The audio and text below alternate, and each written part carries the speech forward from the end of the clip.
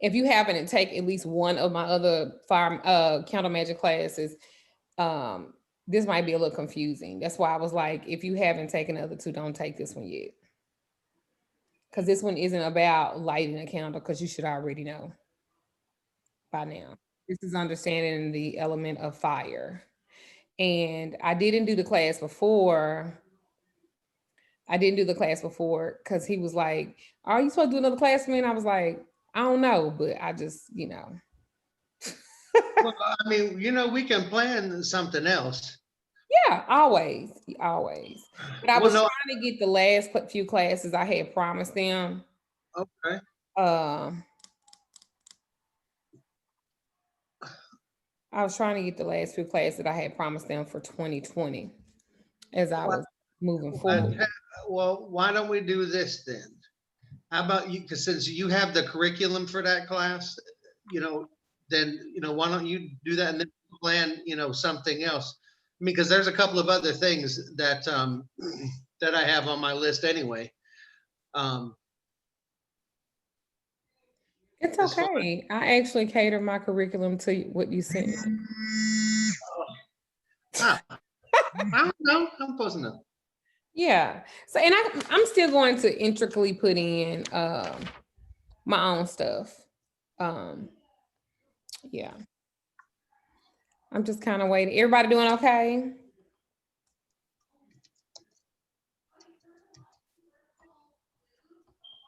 Not all at once. Yes. Thank you for Doing doing this good. class again. We appreciate it. Yes. Yes. Sorry, trying to learn how to work this. Doing great. Yes. How are you doing?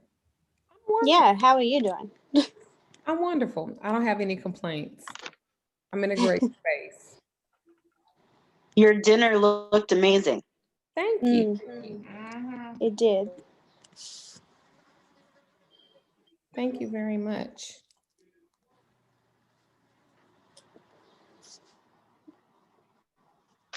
Maurice, have you talked to Heather? No, not recently. It's been, I don't know, maybe a couple, 3 weeks.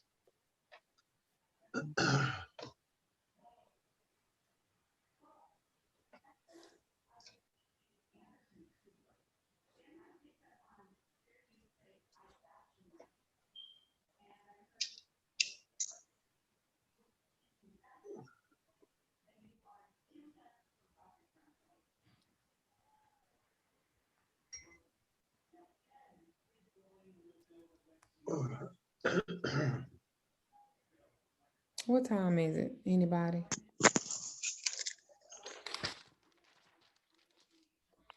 9 o'clock my time would be 8 o'clock yours. Okay. 8 o'clock.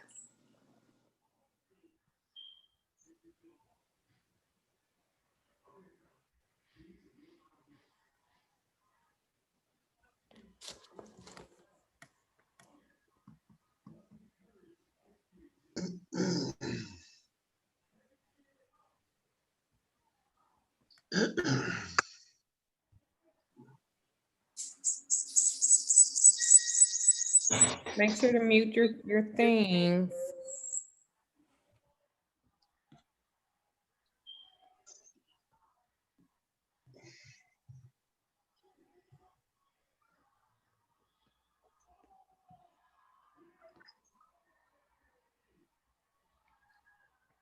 So what did y'all think about today and our wonderful president? Thought it was wonderful. I enjoyed it. I'm loving it. I'm loving it. So we're feverishly to restore order so we get back to the electoral certification process. Yeah. I always be excited to see white folks show their ass. It's Me just too. something about that that does something to the inside part of my happy space. Because they expect us to clown, and I just love it when they show their ass. Oh, make me feel good. I'm talking about on the inside. I'd be just as happy.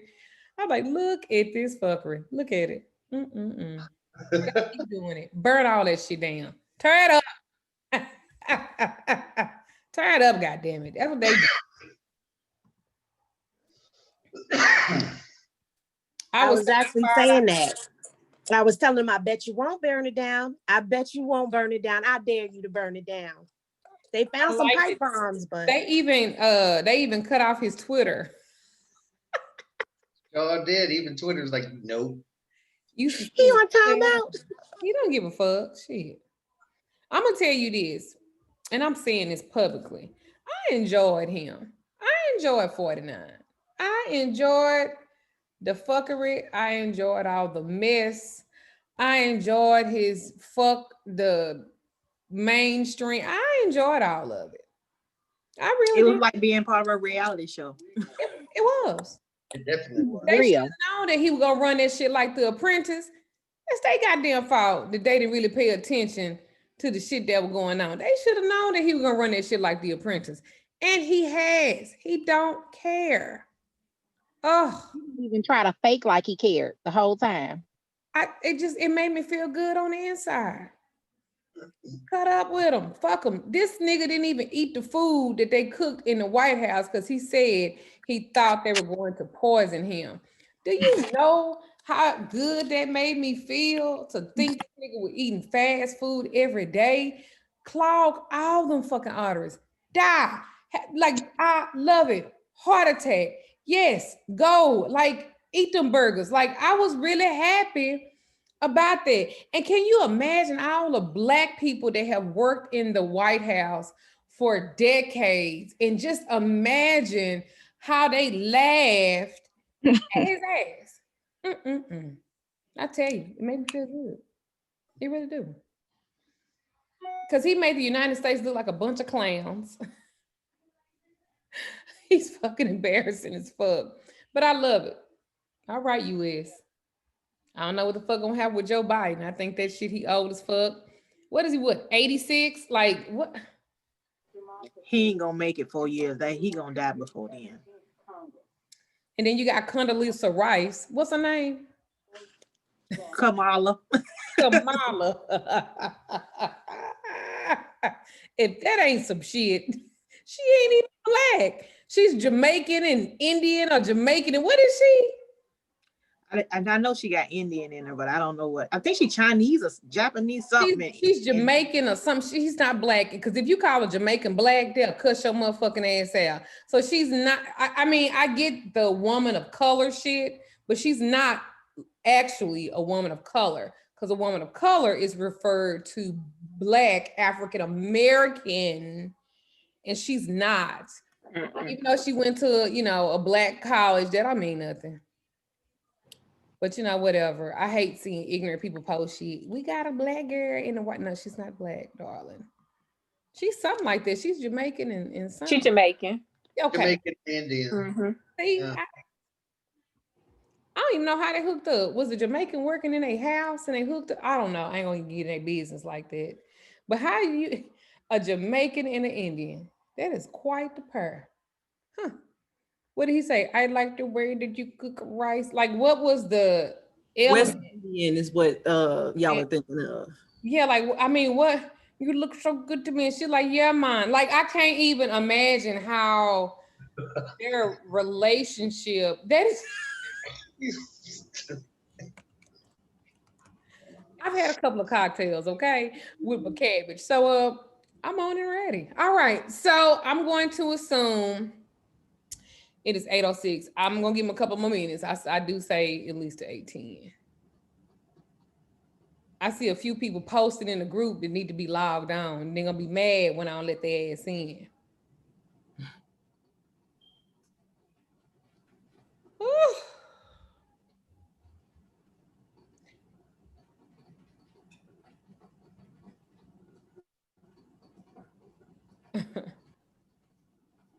But I was so entertained today. All right, so I want everyone to write down this itinerary for tonight's topic. I'm going to throw some things in there as well as we go through it. But we're going to talk about, and I guess I am actually glad that you're in here, because I want your concept on fire and stuff like that. So the life-changing magic of fire, because I mean, that's what the candle is about, right? under that is, what is fire? And the reason why I want you to write these down, because I want you to think about them as you write them down. And I also want you to be able to answer when asked, since most of you guys have taken both of those classes. It should be very easy. What is the nature of fire? Now, this one had me stumped. The two sides of magic with fire. Playing with fire.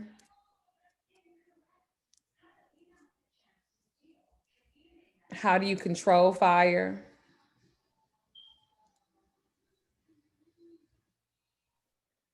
The elements within fire. Papa wrote A, aggressive side. B, consuming side. C, creative side. D, destructive side. Excuse me, Mama Duchess, can you go over those again, please? Yeah, aggressive, consuming, creative, and destructive. Those are A, B, C, and D. Also, fire ignites the passion of change, and fire is a doorway. Of course, I will always add some things as far as, because a lot of you guys love to work with tarot and talking about even like spiritual baths, what is cold, what is hot when it comes to fire too. What else I write? The weapons and tools of fire.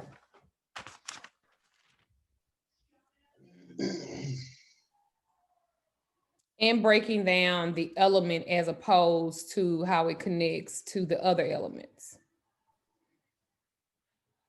So this is a really good class, and thank you, Papa, for definitely being a part of it.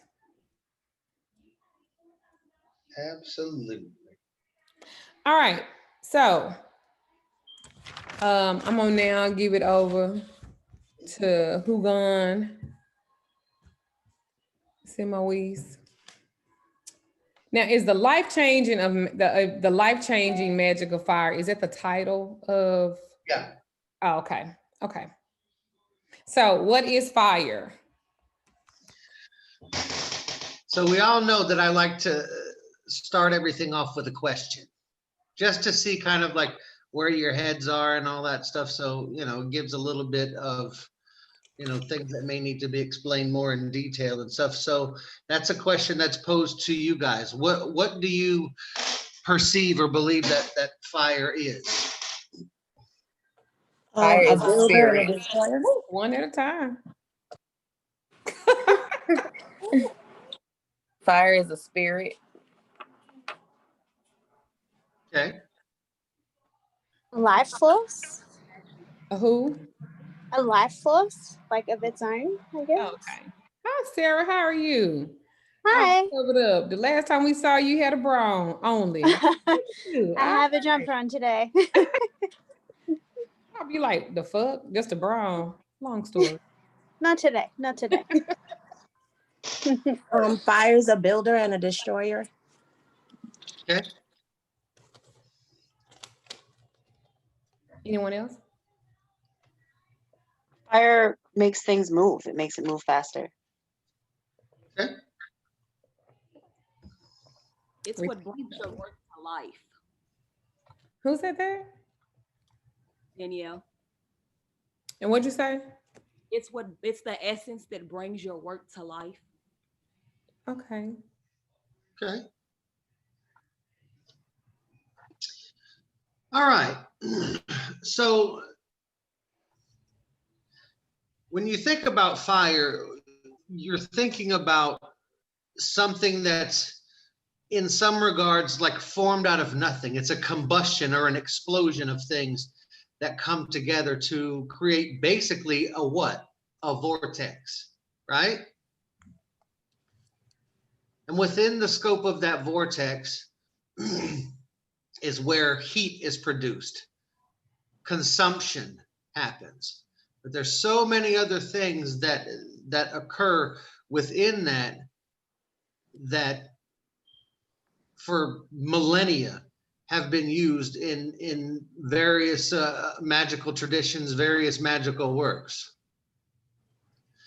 Fire is something that, you know, is very assertive. It is something that is very aggressive. But to break it down to its simplest form is something that is nothing more than a combustion that's basically brought together to create this substance it's a manifestation of a combustion. Let's just put it to you that way. And so with that manifestation of that combustion, that manifestation is something that can be used in the work or the magic that, you know, people do, which is why, you know, you can go to probably any country, any nation, any people in the world, and some form of, there's some background, in some form, fire has been used in spiritual work anywhere.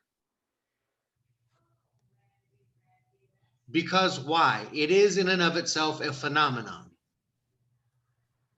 You know, I mean, Sometimes they consider fire a god. they do, and a lot of people still do. Yeah, that was related to the sun.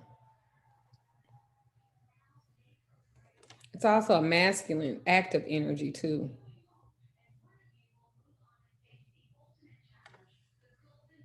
Now, why would you say that it's masculine? I'm always interested because this is something that you definitely got that I don't, because I don't define, you know, what's masculine and what's feminine. I mean, for me, it is, you know, if it's male, it's The masculine, or moon, the female, moon is the female counterpart of the sun. And so the moon is considered to be a female energy because it's cool. And when it comes, because fire is such aggressive type of movement, it also symbolizes kind of like it's the energy in our bodies. And so that's more of, and it's rapid and it's fast and normally aggressive. Even if fire is still, it's still moving. And so that's like a masculine type of thing because women are cool. Women are not hot. That's why they consider it because it comes from like pure spirit. And most pure spirit is held in a masculine energy, not in a female like that. And it's the oldest representation of a deity too in the sun. That's kind of like, absolutely it is. Huh? Absolutely it is. It is definitely the oldest representation of a deity. So fire also represents like a higher source for spirit. And so again, that higher source has to do, it's more of a masculine energy. Not saying that women are not, but it's just, you're talking about the duality. And the duality of that force is not it's not feminine like that. That's why most women have to work on their divine feminine energy. They have to find balance, whereas men don't necessarily have to do that because they're already that element, if that makes sense. Yeah, absolutely. But I want to come back to a point that you made about fire being, you know, a part of spirit, right? So do you know that every single person, every one of us, fire is an element that's within you, like scientifically. What happens like in your head when you know, your brain starts, you know, having these little charges in them, which basically is what makes it work, right? What happens in a car when you start it up? What makes the car go? Gasoline, which creates combustion, which creates fire, right? So think of it like that, is basically, you know, fire is something to where it's like you know, get your ass up off the couch and do something. It's also like the interconnection too of between the visible and the invisible. like what you can see and what you can't see. That's also what fire kind of represents to me. And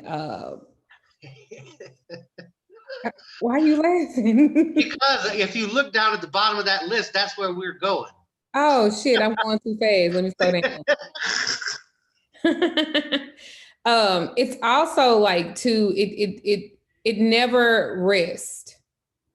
That's why it's spirit, because it moves even when it's still, it never rests. And the polarity of it is it's the natural world and the spiritual world, and it's like the connection of it. And I like fire more than anything, element wise, is because you can use other elements. You have to use other elements to put it out, whether it's water, because you just spit, or it's air, because you got to blow it out, or you use earth to smother it out. You using the other elements. But in order to create the fire element, you only need one. And that's what? Oxygen. The way the fire, it has to have air. It has to have, so that's why I think that that's why I like fire so much. And I don't necessarily have to burn candles, because you get how like most of you guys burn like petitions. And that's the element that you use. But anyway, okay. I don't want to jump ahead. And two, oh wait, I'm gonna wait to the, okay, go ahead. So does everybody kind of understand like the nature or what fire, actually is, what it does?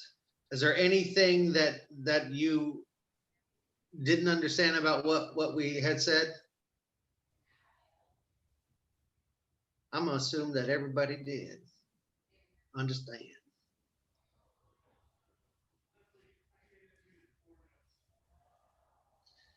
So anyway, fire is something that, again, that is a very important part to our own makeup, and is also one of the oldest, if not the oldest, tool used in magical working. So you know that fire is the only element that cannot be touched without harm to the body.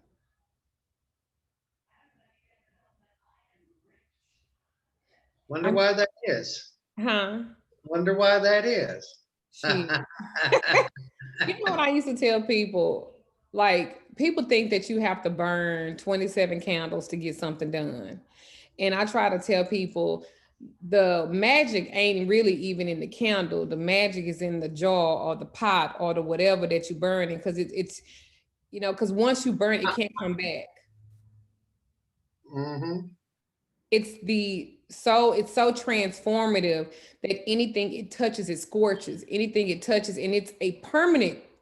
It's not even something that you can buff out or wipe off. Or I mean, because look, you waste some water on it, you can wipe the water off, right? Some dirt get on it, you can clean it off. But fire is so permanent. That's why when you do work and you're using fire and you're using candles and stuff like that, you guys should never even think about the work you did, because you just permeated something. You just released that spirit. So you should never pick it back up to be like, it's not like the church, pray until something happens. No, you lit that candle was a spirit. It's done. You put fire to it, it's done. It's permanent. Fire is very permanent. And I don't think that people understand it. That's why y'all buy 367 candles, because you're wanting to create something that when you did it just the first time when you lit that candle to, that flame, that fire. That's why it's so important that we speak to it. Understanding the nature of fire is really like the magic, because that's where the spirit and the passion and the ecstasy and the violence and to process, and it intensifies. Flames can be, they are the name that is the most important element to me, I think. Well, and along with the nature of fire, like one of the, in my opinion, one of the most important things that it does, especially in your work, is that it illuminates the path, it lights the way, it enables you to see. It opens a door so that the work that you're doing, you can see where it's going. And because of the permanency of that, just as Duchess was saying, when it's done, it's done. You've already opened the door. You've already illuminated the path. You've already brought, to your work what's going to give that direction. And also, just to piggyback off of something else that she said was, the real work part of that, isn't, lighting the candle necessarily. It isn't lighting the lamp necessarily. It comes from what's in it. It comes from, like, if you're making a lamp and you're making a wick, the power of that work is in the wick, not in the flame.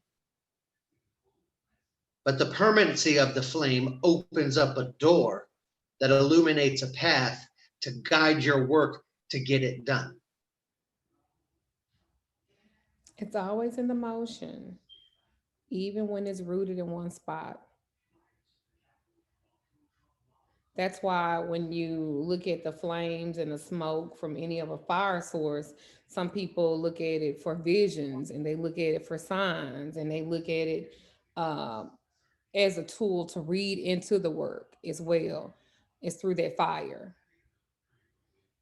Some of it is like a lot of y'all kill me. I see y'all dress these candles and y'all got the herbs and the roots to the hilt, to the top of it. And you like, it's burning black because you done poured half a bottle of oil. So you're not really giving that work a true, you're not really reading it truly because you filled it up with too many tools to activate it. But that's where a lot of people, especially indigenous people and Native Americans, they would do like those bonfires and stuff like that. And they would look for signs and visions through the smoke. Yep. And now what we do is we assume that if the candle burns black at the top, then that means something's wrong with the work. That's not always the case. Sometimes a cigar is just a cigar. Sometimes, just just as your mother was saying, sometimes we add too much to it and we try to do the most. And instead of helping the work along, what it does is it brings a hindrance to it. Just as, one element can amplify the work, having too much of another can detract or take away from the work. So you have to understand that even, when it comes to something that is so old and so potent, that there are still ways to take away from that, to detract away from it, especially when it comes to your own work. And the biggest thing here is it's about keeping things balanced. Know what I mean? And also, direction wise, I have found that burning are just not necessarily candle work, but just when you're burning things, you burn it directionally in the south. Now, the reason why I say the south is because that goes along with the element of fire. So tentatively directional. And I mean, in real conjure, because sometimes my conjure mixes up with stuff that I have learned throughout the years in my own practice, as opposed to what I have been taught to.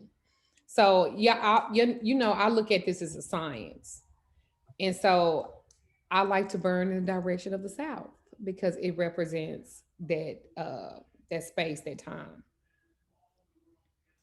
So that's something else I wanted to let y'all know because we're talking about the nature of it. And also with the nature of it, just to let you know, stars represent fire. The desert also represents fire, like sand and stuff like that. Also volcanoes, like those lava rocks and things like that, that also represents fire. Lightning as well. Absolutely. I used to have this tree in my old house, and I said that lightning can strike a tree twice. That tree got struck with lightning 3 times. And it was tall at first, and then it bent over, and then it looked like a triangle. I love that tree. I kept burying my stepdaughter's boyfriend under that tree, and that goddamn jar kept coming up. Every time it rained, my husband would have to go and dig another hole and stuff that bitch back deeper because I was trying to keep him in jail. But that's neither here nor there. But that's just what I used to do. Yeah. And all kind of fire ants and all kind of shit I used to pull in that goddamn. Anyway, that's neither here nor there, but that's what I used to do. Well, I would put anything I wanted to light up, I would bury it by that goddamn tree that the fucking lightning kept hitting it. Man, that was a good tree. I bet whoever got that house, if it was, I bet they scary as fuck. Look at all these fucking jaws around this tree. And then in the corner where there was a tree, the shade in the corner of my backyard, that's where I would bury everything else. So ain't no telling the water just done washed up 30 fucking jars in my backyard. I bet they say there's some interesting motherfuckers that stayed here. You know, somebody was on that damn next door app talking about why all these jars in this yard. They probably was scared as fuck because it was a lot. I'm talking about my husband, they would be back there burying, digging up holes and shit so I could bury. I used to call it the graveyard because I would put everything back there that I wanted to die. Not in a physical sense because this is being recorded, but just stuff that we wanted to end and to cut off and stuff like that. I'm just going to say that. Yeah.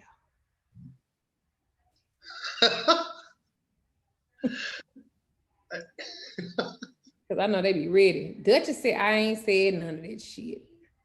Yeah, I know I'm drunk. Oh my God. Yeah, I know I've been drinking.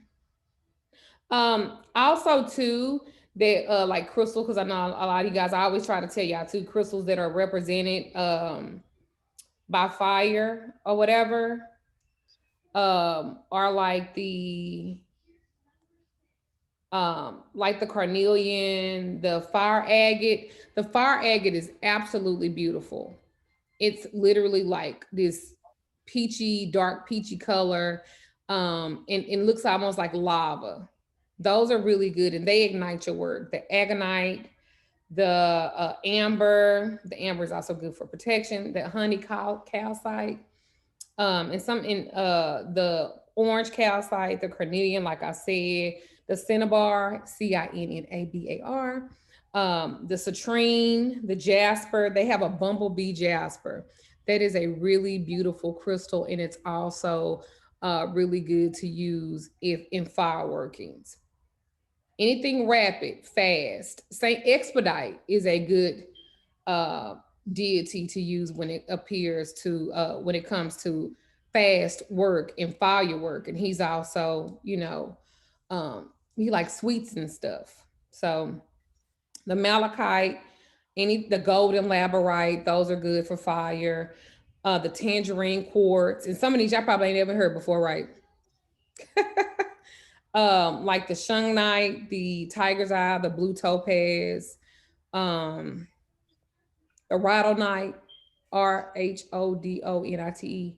I'm trying to think. The malachite, it's really pretty. That green malachite is really pretty. And that's also, that represents fire. Because I know they like that, Papa. They like crystals. Some of them got 727 crystals. They're coming my store to buy even more. You can make like little houses out of them. Yeah. So what are the two sides of magic with fire? Two sides of magic when it comes to fire is fire, we know, is a combustor that does destroy. But fire is also used to create. I'll give you an example. Like there will be, like you may be driving down the road or something and you see like a controlled burn where all these trees are on fire and they burn the trees. What does it do? When those trees get burned, it goes into the ground and it creates a fertile, like some sort of fertility soil there for things to come back even thicker than they were before, unless they uproot, the tree and such. You'll see like people that will create these like trails or whatever, and once every couple of years they'll burn it down so it comes back even thicker. There's a creative side, just as there's a destructive side when it comes to fire. Look at the movement of fire. The movement in and of itself of fire is something that is very, very creative, because you can see just about anything inside of that. We use fire, when it comes to, protection work. We use fire to make things aggressive, to make things assertive. But just so you know, you can also use fire to create, because fire is something that can also give birth. And if you've seen like, forest fires or whatever, they'll start small and then a spark will jump off and go to another section. Another spark goes off to another section and another section. And what does it do? It births, more fire. Now, is that the only thing that it does is birth more fire? No. But you can take fire and you can use that to create or to manifest in the work that you're doing. Almost like a cycle. Exactly. Yeah. Almost like a cycle. A burning and regeneration. That's what that made me think about what you said. Like burning and regeneration. Yeah, just like that what's that story about that, that bird that what the hell is that bird? The phoenix. Oh, the phoenix. Yeah, it lives. You said the bird. yeah, that bird. So it lives until it's time for it, to go away. And then they said, the way the story goes, at least the way I heard it, was it bursts into flame, and out of the ashes of the flame is born a new baby phoenix. So think about that for a second. What is it doing? It's giving birth, but it's giving birth to a new life. It can take a life, but it also gives birth to new life. And that life is applied in your work that you're doing. Remember that it illuminates the way. I have a question for them. Do you think that work is good without using fire? Do you think that magic is possible without it? I do. I don't think that fire has to be used in everything. I think that when it comes to magic work, any of the elements, I personally see them as all being equal. Now, what is my favorite element is obviously fire.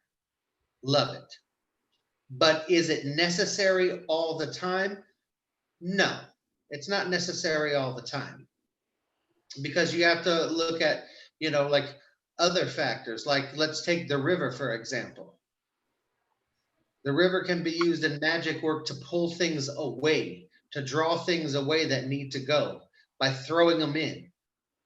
As the water moves away and carries the work away, so does whatever the thing is that needs to go away happen. And so one of the most potent things, and I will say probably is the most potent thing when it comes to fire, is that fire makes things assertive. It makes things aggressive. And so, like you may hear the term hot work or cold work. Now, does that always represent, Does that always mean that you're going to have to go light a candle or a fire? No. That can be like with one of the crystals that Duchess was telling you about. You can use, as far as like, roots and herbs, you can use, cinnamon. You can use nutmeg. You can use, like, there's things around your house that represent fire all over the place. They're heat. Any of the peppers are fire. Black pepper, red pepper, white pepper, those, like, all those things that have, they have, how you say, like, a punch to them. Like, those will be considered hot roots. And so those are things that can also be added to the work. And it's not always about lighting a flame, but it's about understanding that the nature of that element is in more than just the flame. What you have to say about that?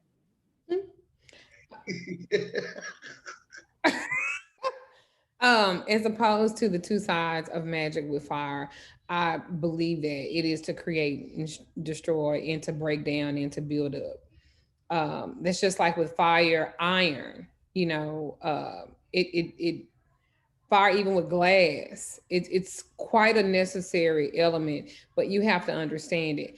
I used to could, and I can sometimes, just depending on how I am, I can control a flame, whether it goes high, whether it goes low, if it takes a different form or shape. I've even made flames go like into circles, where it burns like into a circle like this.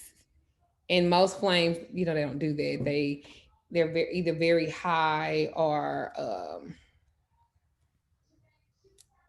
they're like straight and shit like that. But I can make stuff go into a circle, especially when I'm doing love work.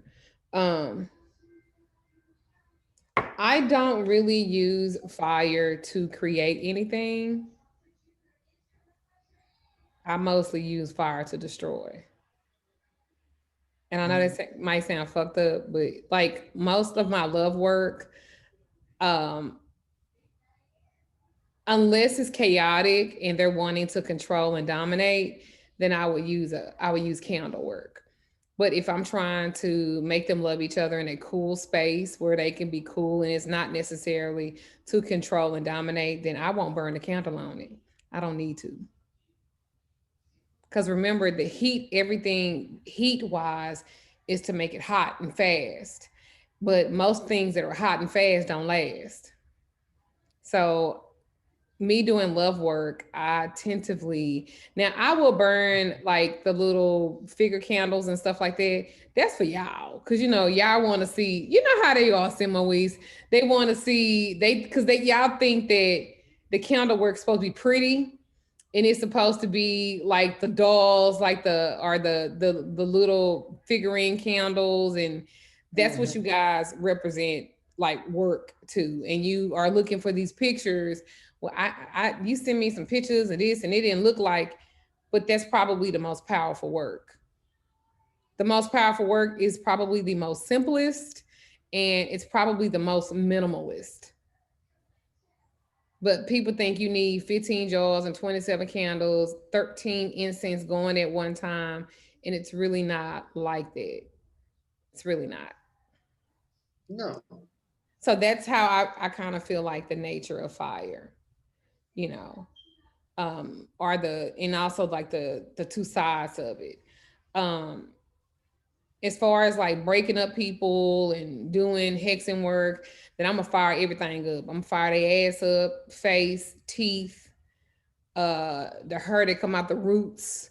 That's how I would do counter work on some shit like that.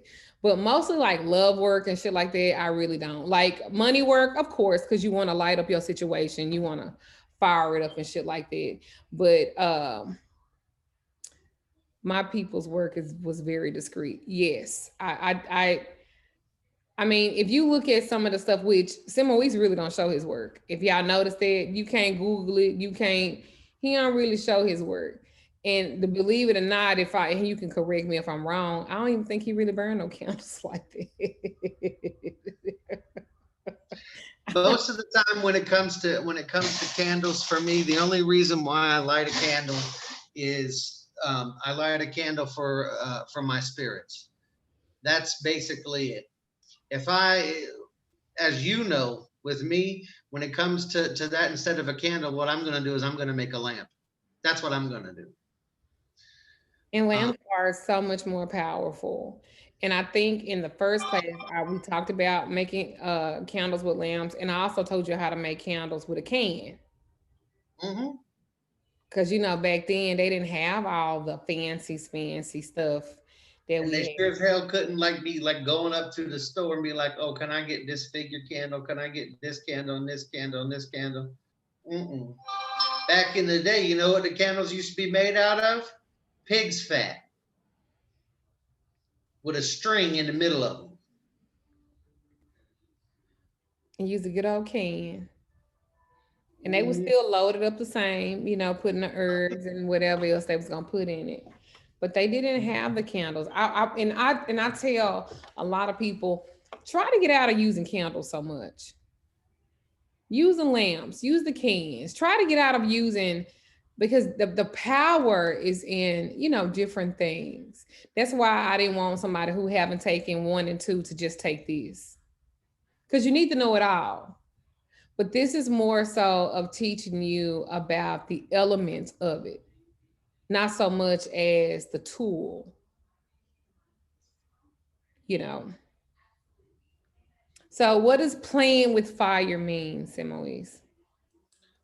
Well, going along with part of the nature of fire, the destructive side, playing with fire basically is doing things that, you know, either you don't know or things that you should not be doing.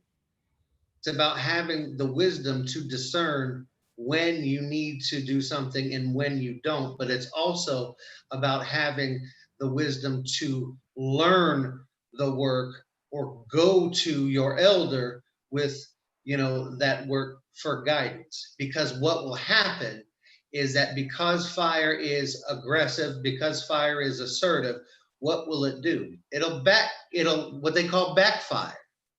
So it comes right back and blows up in your face. And so when it comes to all the elements have, you know, this uh, caution, I'll say. But when it comes to the work of fire in and of itself, I will say that uh, that is the one that you need to really look at the closest, because that is probably the one that can do the most damage because it will do it very quickly. And And so, it's the most chaotic too. oh, absolutely. Most chaotic people do a lot of candle work. I'm gonna tell you a story. So I have a student. I had a student that she wanted to make a lot of money, right? So unbeknownst to me, I told her I did not want her burning a lot of candles because I want to teach I want to teach you the foundation of it, so to speak. And so she's like in real estate and stuff like that. And so she was like, I'm gonna do this candle work.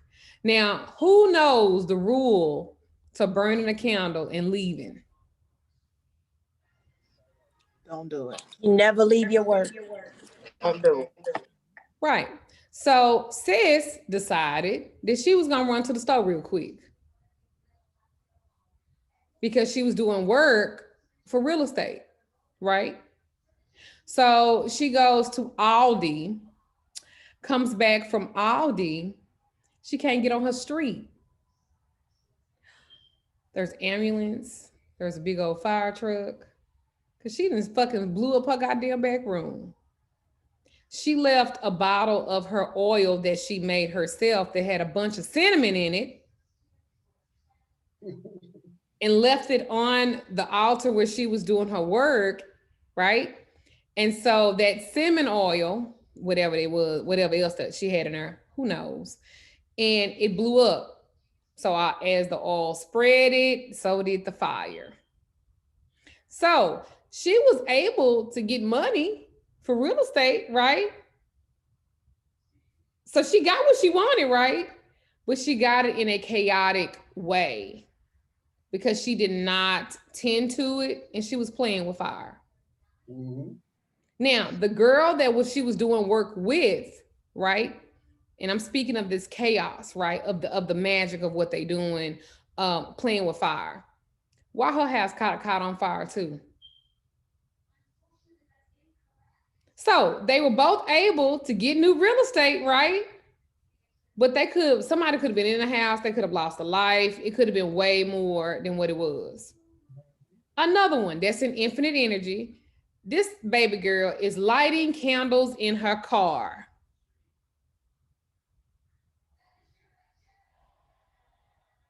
She is burning candles in her car. So guess what happened one cold winter motherfucking night? And y'all know, some of y'all that's been in there for a while, y'all know who I'm talking about. This motherfucker then left her candle unattended in her car and then damn near blew up her whole arm, her hand. She barely got out. You know what she said? I know this gonna manifest like a motherfucker now.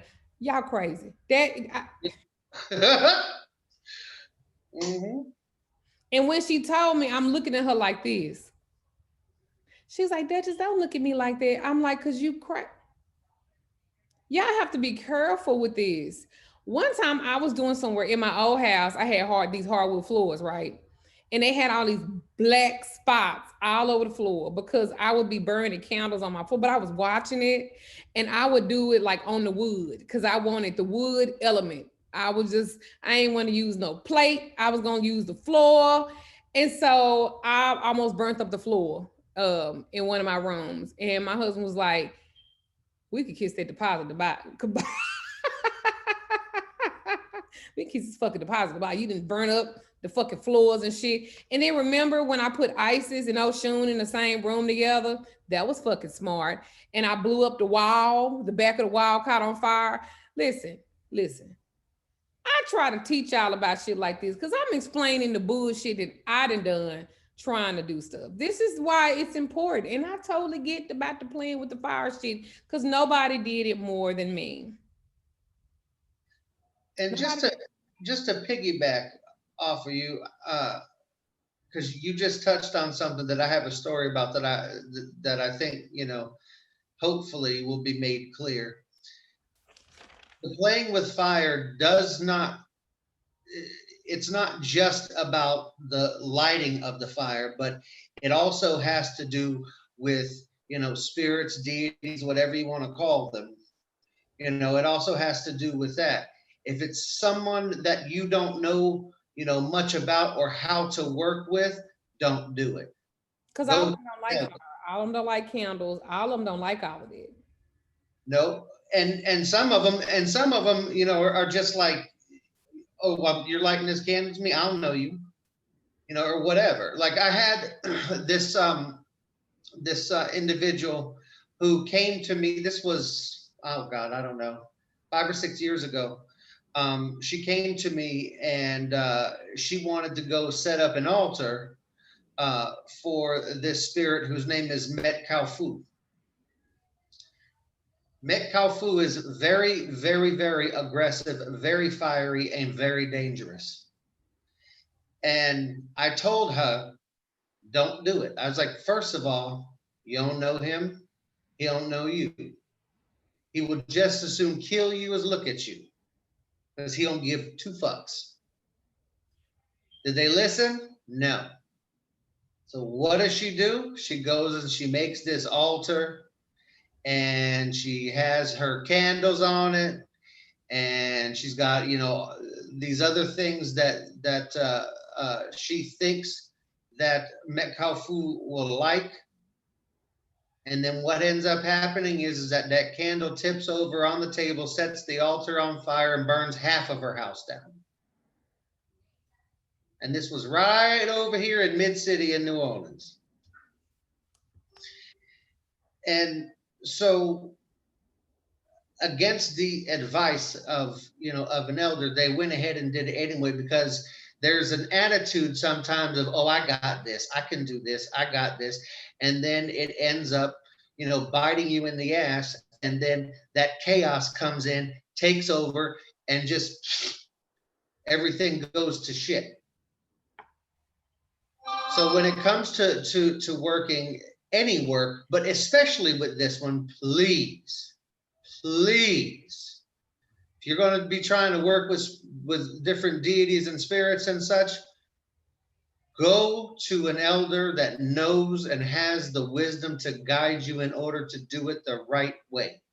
Because some of them don't go, oh, you just made a mistake. It's okay. Some of them don't do that. So that's what I have to say about that. My coven daughters know. I acted a fool behind a fucking ancestor altar. Just imagine how I act if you do some shit, fucking with some fire and I said not to. I cleared out my whole goddamn stove one night behind an ancestor altar and I bringing Sean, you was in there. Sean had her daughter with her. I don't give a damn. They had one of them had his sister with him. I didn't care. You do not come in my store and we supposed to be honoring the ancestors and you don't do the right thing. So just imagine how I'll do if I feel like you are not working at your full capacity when it comes to firework and magic. I have when you get to how do you control fire, which we're going to take a break real quick. I have a exercise that I want you guys to do. It's called gathering fire that I want you guys to do. You won't do it now, but you will do it on your own. And I would love for you guys to talk about that in the group once I give you that, okay? So Papa's gonna take a break. I'm gonna take a break real quick and then we'll be back and we'll talk about how to control fire. And I also have I have an assignment that I want you guys to do that comes along with this class, okay? And just for the record that Mahogany Carol, Simone, she asks, would the divine feminine could be considered as a fire type energy? Because is it chaos or is it creative? Well, the divine feminine is created, but is creative, I should say. But in the middle of that creation is chaos. And I'll give you the perfect example for that. And I don't even know firsthand, but I can just tell you from what I saw on the Discovery Channel. Childbirth. Think about that. Think about childbirth. If that's not chaotic, I don't know what is. Nope. Ain't trying to be up in the room. So if I have a baby, Simone, she ain't gonna be up in there with my legs out. I have like a walkie-talkie, and I'll be talking you through it with the walkie-talkie like 6 blocks down the street. I want you right there. Look, speaking of this real quick. So I used to be a labor and delivery nurse. Not really sure. I only did it for a couple of months. Really wasn't my thing because I've seen some shit being pushed out that I wasn't really ready for, and I'm ready for a lot of shit. I have worked in the ICU. I have worked, med surge. I have worked in the CDU. I've seen some crazy shit, right?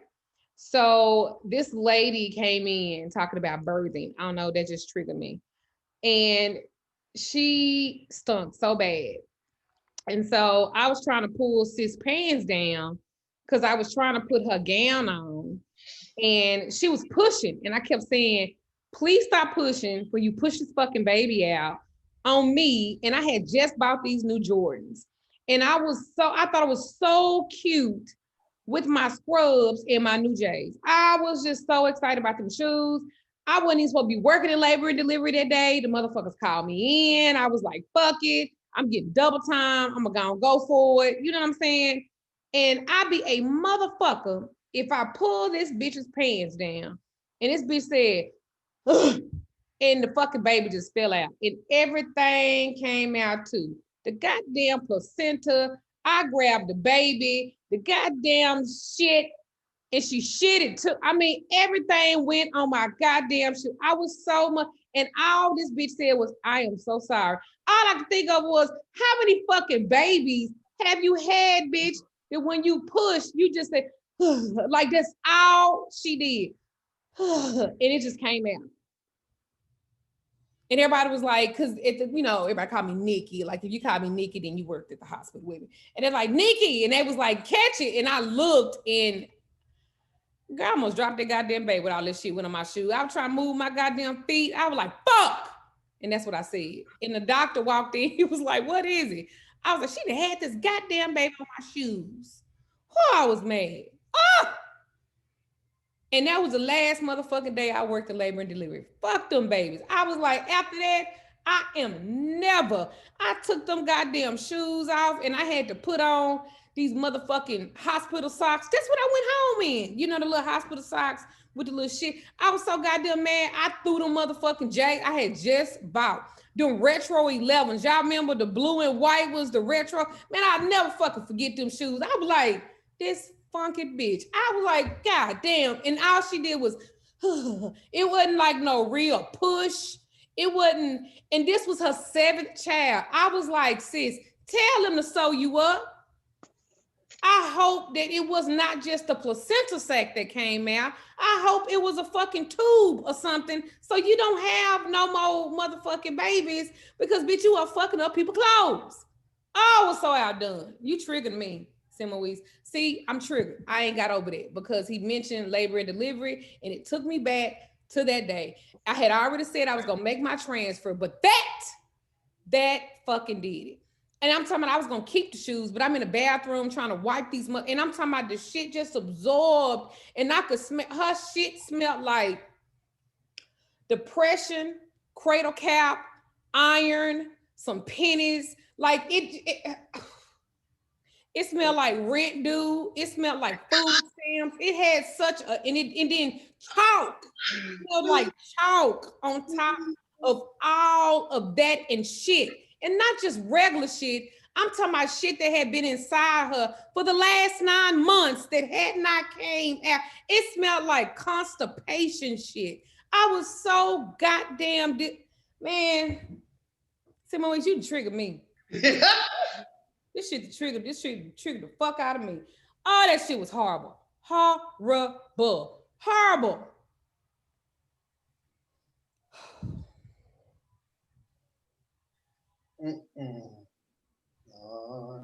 Oh, that was horrible. All right, let me go on break. I need to get myself together because that was disgusting. And I just realized that labor and delivery wasn't for me. The money was cute, but I'd rather take care of 15 AIDS patients that's on their last breath than to work in labor and delivery 1 minute. And AIDS patients do the food. They fucking raise up and try to like blow shit out their ass at you and all kind of crazy shit. I'd rather deal with all of that than to deal with like, listen, we had to tube a man's ass one time. Look, any nurses in here, y'all know about tubing somebody's ass because they trying to spray shit on you. Like it was a fucking AIDS patient. Like, dude, stop. And we was like, if you don't stop, we're gonna tube your ass. He was gay too. So, you know, he probably been blowed out for years. He's 50 years old. He probably didn't even have no motherfucking muscles in his shit. That's why he could just. The walls is gone. Yeah. I'm telling you, when I retired from nursing, you know, the stories I could tell, but goddamn my shoes. And every time I would see them retro 11s on people's feet, I would feel some kind of way. Cause I could never find them in my size no more. And then when I tried to go on eBay, them hoes was selling for $596.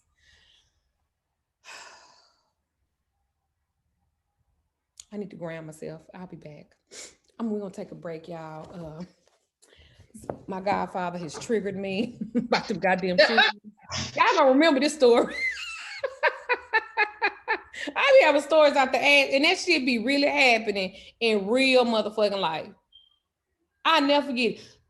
And that was it. Baby that dropped, and I'm like, oh shit. And oh shit was right. Y'all get y'all some cold water and get yourself together. I'm gonna step outside and kind of cleanse myself from that experience because I done got mad all over again. And we'll be back, okay? All right.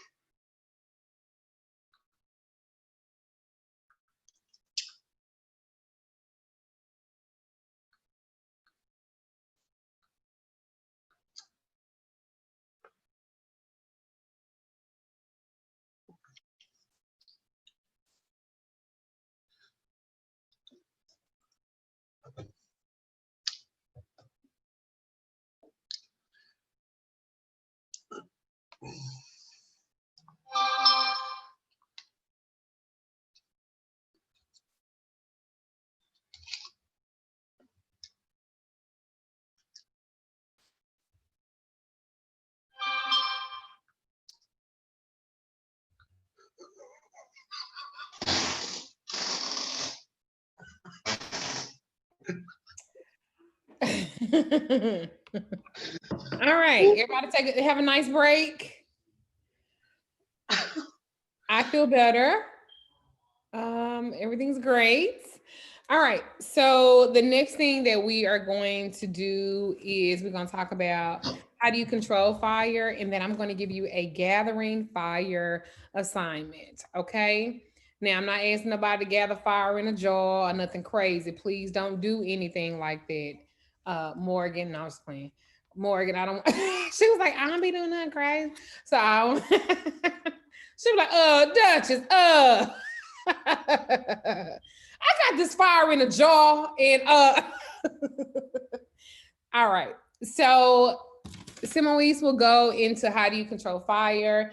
And then at the end of that little segment piece, I will give you guys an assignment on gathering fire. Okay? Go ahead, Papa. Okay. So when you learn how to control anything, how do you do that? It comes from what? Mastering it, right? So when it comes to fire, mastering it is one part of it, but the other side of it is balance and wisdom. Understanding the potency that's present, the potency that's there when it comes to the work that you're doing, but taking along with that the balance that comes into play, because sometimes you may not need to have fire there, or you may need that fire for a little fire, not a bonfire, or you may need to do something small and something as opposed to something large, or something that's assertive but not aggressive. When it comes to that, it's about getting your mind in a place to where one of the most powerful things that we have, especially when it comes to work, is our emotions. But sometimes what happens is our emotions have to be reined in by our wisdom. Not everything needs to be burned to the ground. Sometimes, yeah, maybe, but Not everything needs to be burned to the ground. So when you're doing any kind of work with fire, it's always one thing to understand. Number one, is that work needed? I see you looking like the Cheshire Cat over there. Sorry. It's understanding, is that work needed, but also is how much? Because as with any element, fire can be something that if you use too much of can be destructive to your work and can stop your work from actually manifesting the way that it's supposed to. Think back to what we were talking about earlier with like fixing a candle. You know, you put so much oil and, you know, it's crop dusted with herbs on all the sides of it. And what you do is you're basically, you know, creating something that, how you say, overdoes it. It's not about being an overachiever, but it's about using wisdom, and it's about contemplating the understanding of, you know, what the work is, how much of it is needed, and how to execute it properly. And then I go back again to what I say before. You always go to your elder and you ask about that, because there's mistakes that, you know, we have all that made that we now have the wisdom to pass on. You know, you think about it, it's that we don't want y'all to make the same mistakes that we did. And when it comes to the control of fire, control means mastery plus wisdom. Some things only require mastery, but with fire, you have to have wisdom as well, because it is extremely volatile. It's something that can work for you or harm you. And so when you're utilizing that kind of work, it's always making sure that you're doing the proper thing, giving that service the proper way, and doing the work that needs to be done with only enough for what you need. Does that make sense to y'all? Controlling our emotions and stuff too. Exactly. Sometimes you have to rein them in with, you know, the wisdom that you have, so you can, you know, understand, okay, well, I need just a little bit of this for this work. You know, I'm not going to take, and I'm not going to, you know, use every single hot root that, you know, that's there, you know, for this one. I only need one, you know, or I'm not going to, you know, light 39 candles when I only need one. I'm not going to make 17 lamps when I only need 2. It's about making sure that these things are balanced and that the work that you're doing holds in it justification. And justification is not just for hex work either. It's also for anything else that you're doing. That's a really good point. That's a really good point, Papa. Because people want $1 million and they want to win a lottery ticket, but you can't even manage the $1,700 you make a month. Exactly. So what are you going to do with that million? What good is it actually going to do? Because I know people who've taken and they've gone through $1 million in 2 months, literally. I know somebody that did that too. $100,000 in 3 days. Mm-hmm. How the fuck do you do that? That's the thing. That's the thing. Always look at your work, and always, you know, go to your spirits, and always go to your elders. See, get an objective, you know, word or some objective wisdom about it, making sure that it's justified.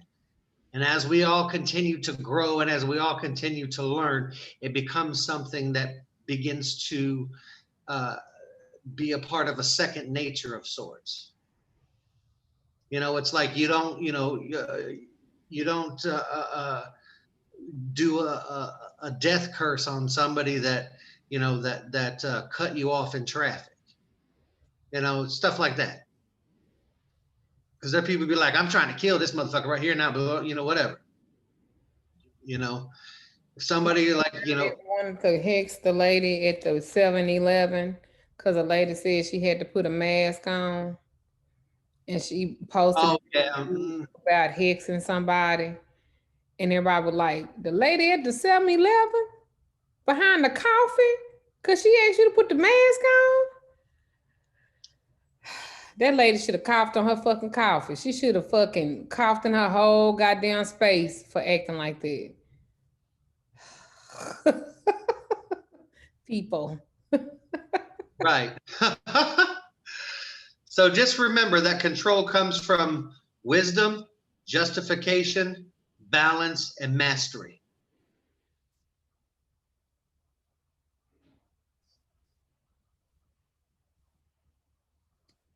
And all that comes into play when you light that flame, when that flame is going.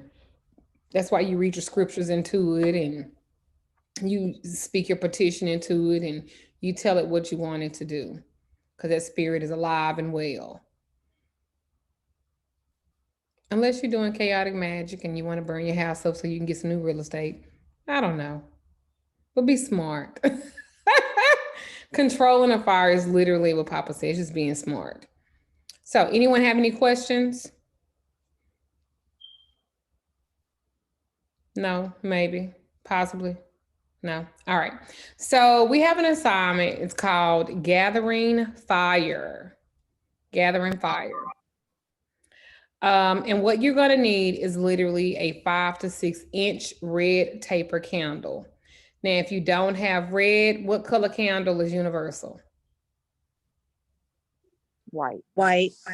White. So if you don't have red, orange is a good color that still has to do with fire. Gold, white, even crimson. They have crimson colored candles and stuff too. You'll find a quiet spot, probably like a dark environment, and then take a comfortable sitting position, whatever that means for you, because some people got a little bit more stomach love. And so crossing their legs crosses over that stomach love muscle. And you be like, bitch, if I sit like this for 5 moments, I'm gonna pass the fuck out with my legs crossed like that. So find a comfortable sitting position for you, whatever that means. You're gonna light that red candle, crimson, white, gold, orange, whatever you can find. And you're gonna sit it on a table, or if you have like the small working tables, like they about that big, the altar tables, I sell them. Similarly, probably sell them too, but the little altar tables, those are really good for individual work and stuff like that. You can put a table in front of you and block out as much as other light resources as possible, so you can focus solely on that particular candle flame. Okay. And as you sit, you will kind of breathe normally and gaze into the candle flame or the flickering of the candlelight. Imagine that every time you're doing some type of inhaling, that you're absorbing the energy of the flame. This is really good to use when you guys are doing candle work as well, and controlling, like Papa said, controlling the fire. This is a really good exercise to do while you are doing that too. Okay.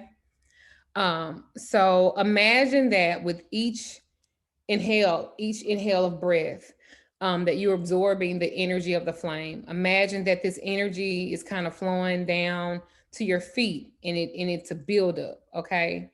Layer by layer until it fills you up completely. If you don't do this the first time, or you're not able to kind of capture that, don't worry about it, because sometimes for other people it takes more time because they have problems with imagery. They are not able to imagine and see that, which really affects you manifesting something too, so to speak.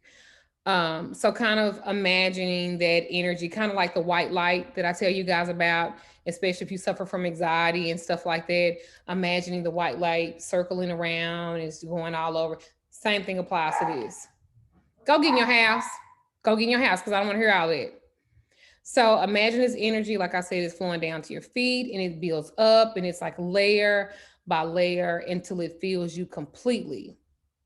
And then you will hold that energy that you are feeling in tightly and feel as though you are compressing it into your body.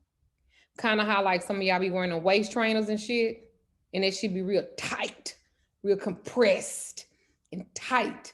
I can't fuck with them waist trainers because I don't even like wearing panties. So I can't even imagine wearing, so I barely want to wear a bra. If I wasn't worried about my titties going to my thighs, I would not even wear a bra because me and drawers and shit, that shit, oh God, I hate wearing panties.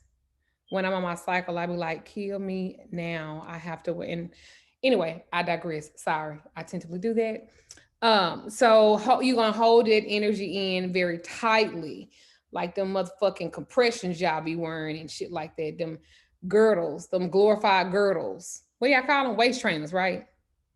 Because they're supposed to train your waist. Okay, so tight like that.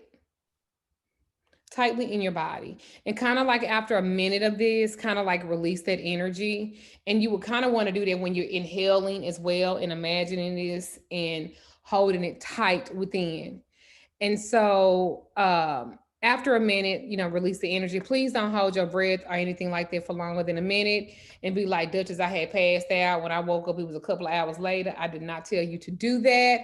I am making that very clear and obvious. And I have to say it like that because some of you guys are extra as fuck because you thought that you was going to take a journey ride doing this exercise because you was able to hold your breath for 6 minutes. I didn't say that. I just said 1 minute. Papa, you got to be detailed because some of them take that shit way too fucking far. So I seen my ancestor. Yeah, bitch, you almost died. Bitch, that's why you seen. Almost became one. My grandma had came back. Yeah, because you held your breath. I didn't tell you to do that. So anyway, after a minute, release that energy and with the audible sigh, kind of like, oh girl, that like had the baby, kind of like a I should have been a fucking comedian. My jokes kind of tie in together. It's amazing. All right. So after a minute of that, you're going to release the energy with the audible sigh. Imagine that you are releasing all that energy in the atmosphere that you had around you. Okay. What am I saying? You are imagining that you are releasing all that energy into the atmosphere around you. Your flame should be big and strong and all of that. It should not be low or anything because you are really working with energy and we are learning how to control your fire. See, Papa, my shit kind of coincided. See that? Boom. All right. So, so you're going to do that again. You will do it 3 times.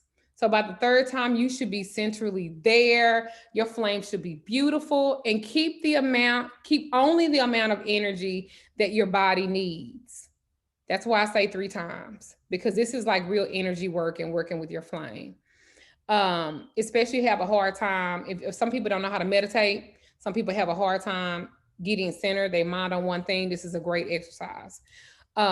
So ask yourself these questions. The first one is, how does the energy of the fire feel as it enters your body? This is what you're going to answer in your video that you're going to do in a group. And it's simply gathering the fire. You do not need to go into detail about all the stuff that I've told you. I just want you to simply answer these questions, okay? Is that okay? All right. So for doing that, I'm going to give everybody who do this, I'm going to give you a wonderful discount code. It is going to shock you what the discount code will be. All right. So how does the energy of fire feel as it's entering your body? That's the first question. The second part of that is, or the second question is, where in your body did you seem to hold on to the fire's energy after you consciously released it? Let me say it again. Where in your body did you seem to hold on to the fire's energy after you consciously released it? The third one is, what does your body feel like as this fire leaves you? what does your body feel like as this fire energy leaves you? What does it feel like? And lastly, what is it like to gather the energies of fire into your body? What is it like to gather the energies of fire into your body? As Papa, well, I am really into energy work. I want to absorb and feel and stuff like that. So I want you guys taking this class. I want you guys to be able to do this. So when you're finished with your contemplations, you're going to jot down your insights, and review your initial insights prior to going to bed. And how would you revise your initial answers at that point? Like if you do it earlier and you go to bed, like how does it change? And then do it more than one time. Like you did it today, right? And then maybe a week later you do it again. And that really helps you to control the energy. It helps you to control the fire. And that is the assignment. Any questions? Yes. Do you mind repeating the questions again? Sure, Miss Fox. Only you would ask that. No, I'm just kidding. All right, Miss Fox, let's see. How does the energy of fire feel as it enters your body? That is the first question. How does the energy of fire feel as it enters your body? The second question is, where in your body did you seem to hold on to the fire's energies after you consciously release them? Irish. Look at that. Somebody else died. Is that Pickles? Where in your body did you seem to hold on to the fire's energy after you consciously release them? The third question is, what does your body feel like as this fire's energy leaves you? How does it feel after the fire energy leaves you? And lastly, what is it like to gather the energies of fire into your body? What is it like to gather the energies of fire into your body? That's the assignment.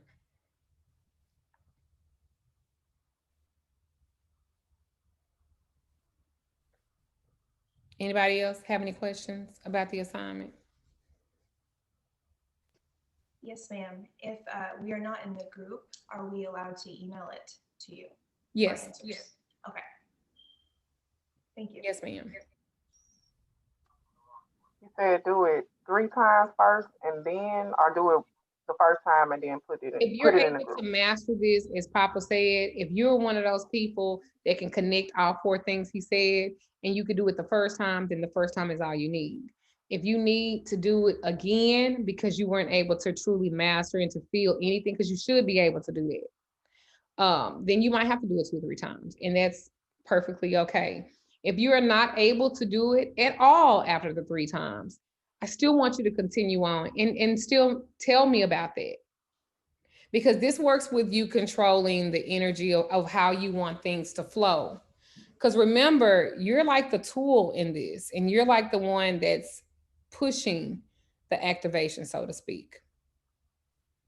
So this is just a few little pieces of energy work in controlling the fire. Okay. Anybody else? No? 1, 2, 3. All right. So the next thing we will talk about is the elements within fire. Remember the A, B, C, and D, where we talked about the aggressive side, the consuming side, the creative, and the destructive. I love the destructive, but we're going to start with Papa and the aggressive side.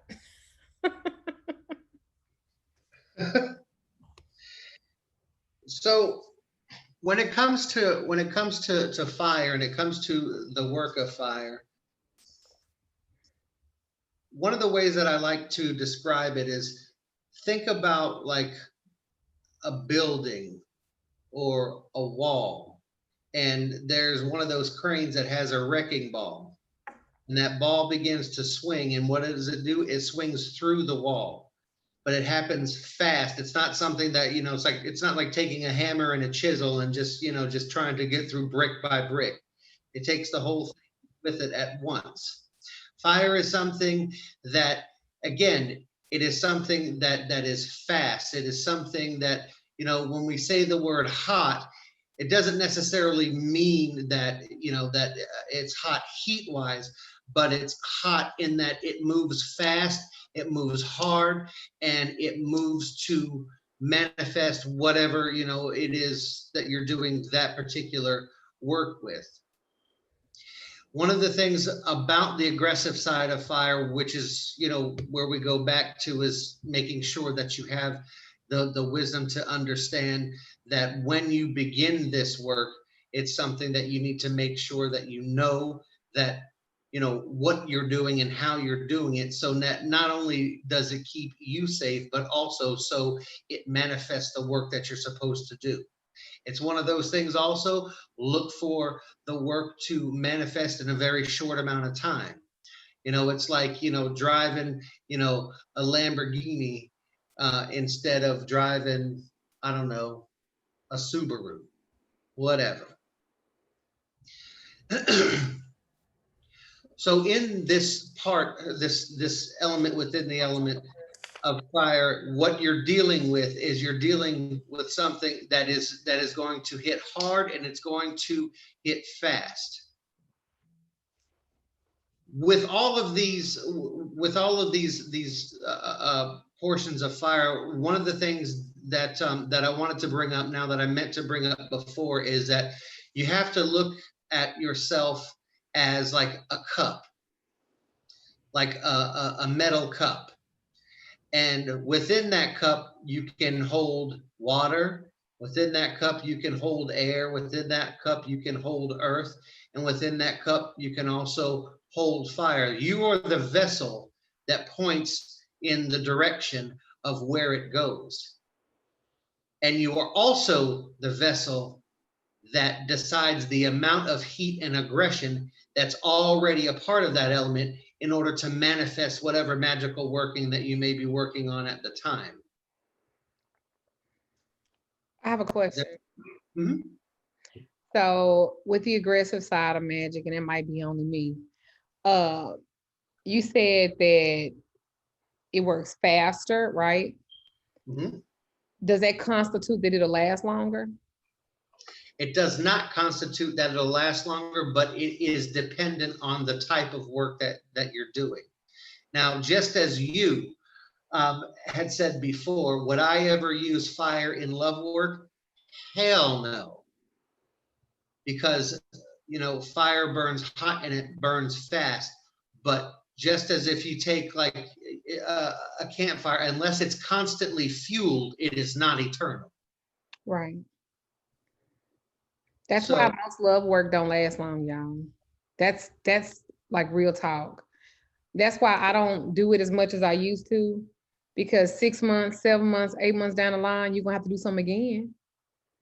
Because it's not gonna last long, because you burn and normally what? Flames go out eventually. Soul at work. Yep.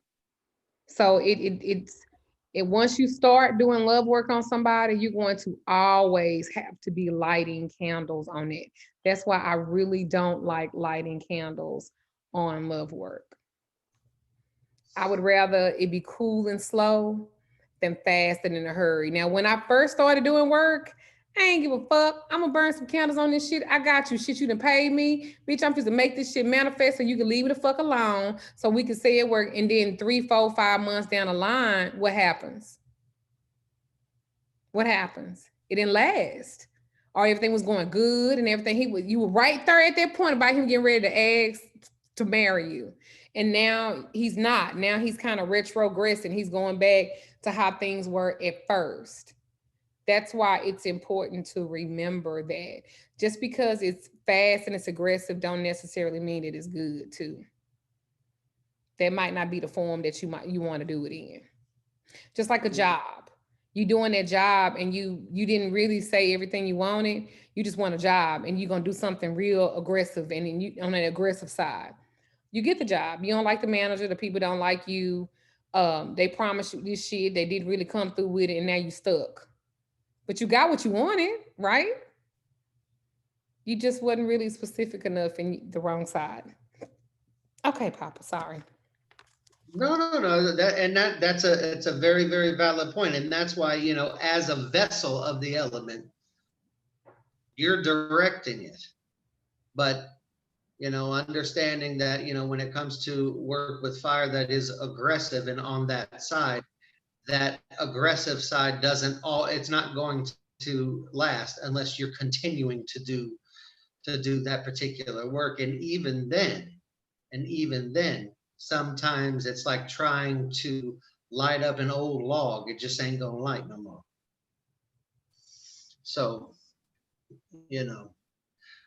but anyway, the next thing is the consuming side of fire. Fire does what? It takes within itself to do what? To keep it going. When fire consumes, what is it doing? It's creating fuel, or it's creating food for itself to keep it going. And when it comes to this is again one of those things that not only is mastery necessary, but wisdom is also necessary as well, because we have to be careful, because the consuming side can become an addiction to where we're always doing it, always. And then what ends up happening is we end up becoming the food. You begin to work for the fire instead of the fire doing the work for you. That's also why sometimes when you burn them candles, depending on the work you're doing, let it burn down. You know how like you start burning black, and sometimes if y'all doing self-love work and I say put it out, you know what I'm saying? You might want to start over, because you have now consumed the thought, because now it ain't clear like you thought it was. So now that emotion is consuming the work, and so now it's not going to probably burn the way you want. That's why I say put it out. Then on other times, then just say for instance, if you're doing some type of other kind of work, like just say like you're doing some return to sender or some reversal work, that you might want to let it burn down because you want to see if it starts to clear up. So you don't want that to go out. You want to see how the ending is going to be, so to speak. You want to let that burn out. Does it make sense? Absolutely. Yeah. And then, another point when it comes to the consuming side of fire is that, consuming is not all bad. Because what does fire do? Is it draws things to it. Fire can be used to consume negative work that's done on you.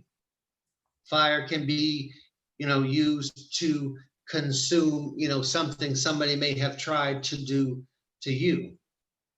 Because what happens is that it is an attractant in and of itself. And so being that attractant, it can take that, if you think that somebody is doing something, to you and you verify that that is the case. A lot of people don't like to do that though. They just like to make assumptions, and they think that, because, they had a bad day, that somebody doing work on their ass, which, a lot of times isn't even the case. That's why I say verify when it comes to your work. How you verify? Divination, speaking to an elder, letting your spirit speak to you, those things. But what it will do is it can take those things within itself and use that for fuel. What do you think a reversal candle is for? It takes those things in itself, uses them for fuel to push back out to, whoever it was that sent it to you. So that is something that you would let burn out, regardless of whatever color. Oh yeah, like when it comes to work of protection or work that needs to consume negativity, I would let it burn either way. Just because, again, you know, that flame is drawing something into itself. And that's the other thing. You know, sometimes a candle may turn black because there's a lot of things coming. And so having to handle all of that, you know, can become a little bit overwhelming for that particular flame. So it's not always the candle burning black isn't always a bad sign. Sometimes it's the sign of a bigger issue that other things need to be brought into. And the fact of the matter is that you can look at people can look at anything any way that they want to, and they're going to interpret it any way that they want. But again, you know, it's these things like, you know, and you can't answer this, Duchess, no.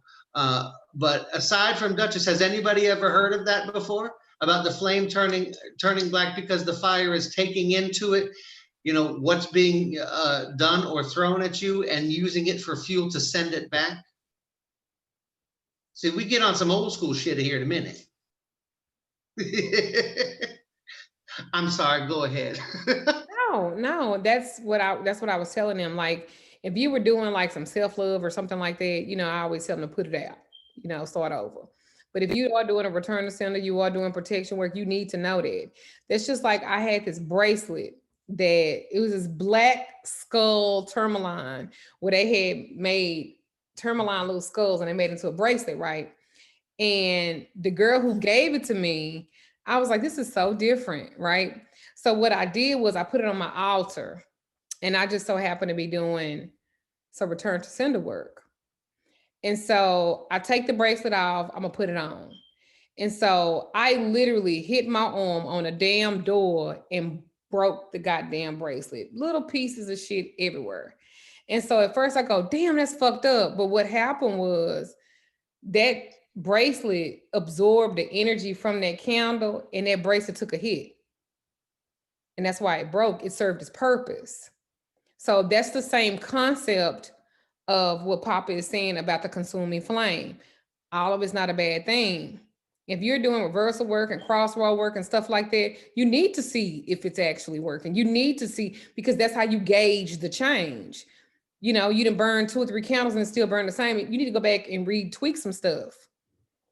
You need to do a little bit more work and then go back and try it again. Because a lot of y'all think it's just one time, that's all it takes, and now you're done. But this is not, this is a complete lifestyle.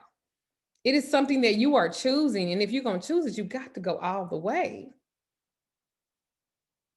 I love that these classes, and I love the fact that Papa do want to teach with me, and he does want to share that education and stuff like that. Because a lot of y'all watch a lot of people that are very new wave. They ain't conjuring shit, not even a fucking rent. They ain't conjuring bed frames because these whores got these mattresses on the floor. They ain't these. I seen motherfuckers doing tarot reading. The bitch ain't got no car. One of the girls that she right here in Dallas, and this bitch sitting up talking about, I need to come to your store when I get a car. Wait, I just seen you on Facebook doing Cash App readings, and you mean to tell me you ain't got a car? Hell, they got them motherfuckers cash. You ain't cashed up enough to get you a car? What about that thing that got that rag on his head? What is that thing? I can't even think of his name. Simoise, we watched him when you came down here, and he just flop with them goddamn cards. And all them talking about he magical and all that bullshit, and he got that fucking rag on his head tied up like it's a fucking ponytail. How offensive for anybody that's a punk for you to be doing all that shit, just embarrassing the homosexuals that are in your city. And he said to me, y'all had got put out. I'm sleeping on my sister's couch. And y'all letting this nigga read y'all? Are y'all listening to the shit that he's saying? And he got about 37 candles. Wasn't he lighting them candles, Papa? Oh, yeah. Mm-hmm. We sit up and watched this motherfucker and laughed. And I said, this is what conjure has come to. This shit. He just popping cards and The nigga got a fucking black and silver fucking scarf, then braided the bitch up like it's a ponytail. You mean to tell me you just can't go all out, nigga, and get you some goddamn hair? And they got motherfucking what you call them, lace front wigs? Go on, get you one. Go on, do it up. Make the shit believable. Ooh, child. I thank God for these classes and that there are still some elders that want to teach, because I don't know. Because a lot of people like myself and even Papa, I be contemplating not doing this no more. Mm-hmm. Like a lot. I contemplate this a lot, like stopping, like not teaching anymore and all of that. Because they'll shit on me and Papa, but they'll pay a motherfucker that look like that. This nigga ain't got no car. This nigga living with his sister. Talking about he was sleeping on the couch, but he gonna manifest him some money so he could get him another apartment. Listen, goddammit, if you was good at manifesting, you never would have left the apartment that you was in. I can't stand a motherfucker that sit up and say that the glitter queens and kings, the sugar rice with the glitter in it, all of that shit. That bothers the fuck. I ain't never seen no lavender motherfucking glitter rice in all my goddamn life. Talking about this is hoodoo rice. Who do? You right. Who do that? Who? Yeah, you right. Who do that? But this shit really puts a black eye. Nobody's teaching stuff like this. And to be honest, unless it's all shiny and on the floor with some basic emergency candles, because that's what you can afford at the dollar store, they don't want to watch it. They don't want to learn from it. They don't want to watch a video. They want to watch a 2 or 3 minute video on how to conjure $50 million and then be wondering why it don't work. Where we actually teaching you how to control a fire, how to consume it, what it look like being aggressive. Ain't nobody else teaching no shit like that.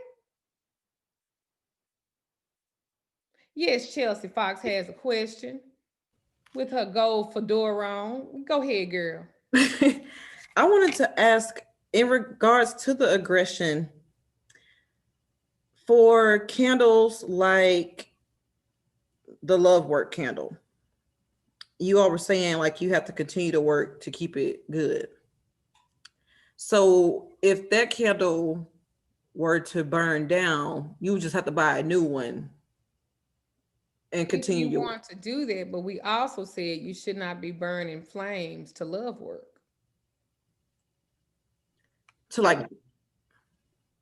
So don't manifest. Well, because like I have one, but I never burned it.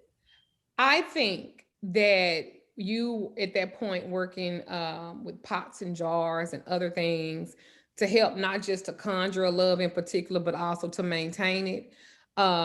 Maybe you want to heat it up with a tea candle or something. But what we're saying is, just say, for instance, you do decide to do love work with fire, you're going to always be happening to do love work with fire. What we're saying is you're choosing to become the food. Isn't that what he said? Isn't that what Papa said? That now you're in a position where you become the food because you have to constantly feed it you. You have to constantly feed it your energy, and then you wonder why, damn, it ain't working. It work a little bit, but I'm constantly have to do something. That's where you become the food. That's what he means by that. Am I explaining that right? Mm-hmm. Absolutely. And the thing is, it turns into, it's not just simply maintenance, but it turns into an obsession. But you have to keep in mind that as you're continuing and continuing and continuing and continuing to do that work, sometimes that work will burn you back. And so, because you're becoming the food, and then what if you get the love right, but you start losing it from just say like you were working and now you done lost your job, and that might be an extreme case. But it's always a give and take because you're putting so much into the work, right, for this love that you're not putting no work into your work. You're not putting no work into going to work every day because you're so consumed about that particular thing working that it's taking away your creativity for anything else. Do you understand what I'm saying? So now it's affected because the longer that it doesn't work, the more you feel like you're not powerful. Or if it does work and it's just a little bit, That's why do you get what I'm saying? Not saying that don't do it, because I can't tell you inevitably y'all gonna do it anyway with your hard headed asses. But if you gonna do it, be smart about what you putting your energy into. I don't know if that helps you, Chelsea. It does. It's just that I bought the candle prior to taking the candle classes, but I never burned it because I bought it at the same time I bought Candle Magic 1. It's nothing wrong with the traction work, but just remember, I make the candles big for a reason. Why do you think I make my candles so big and I don't make them small? Because it's something that you will continuously you're having to do. So keep that in mind. I'm not saying don't do it, but even in my theory of how I see stuff, why you think my love candles are huge? Because it's something that you're continually having to feed. Kirsty, you had a question, darling? Yes, ma'am. I think you kind of answered it.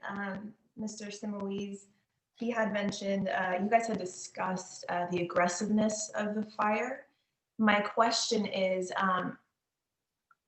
does that mean that there's certain work that you would necessarily need fire for, because fire isn't always going to be aggressive? Because you had just said with your love work, how you guys would prefer it to be, or you suggest for the self-love versus working on somebody else. So that fire, you would use it for self-love, not others. So would that be the same thing for fire on all work? You don't always need it? I don't know if I'm making sense. Sorry, trying to. The aggressiveness of the fire, does that determine how much work you need to do with it? I don't think so, because the work is the work. Gotcha. Okay, that was my question. Aggressive. If you're doing aggressive, faster, right? Okay, that was my question. Yeah. For understanding it, doesn't necessarily have expiration date. Okay, so I was confused. I guess the aggressiveness was quicker. That was my. Yeah, it is fast. Okay, gotcha. I thought you meant like the size of the flame, more. But I wouldn't aggressive type of work on love work. Correct. Yeah. But it might not necessarily last long. Gotcha. Okay, thank you. Yeah.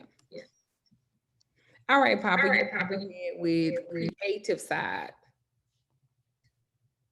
So the creative side,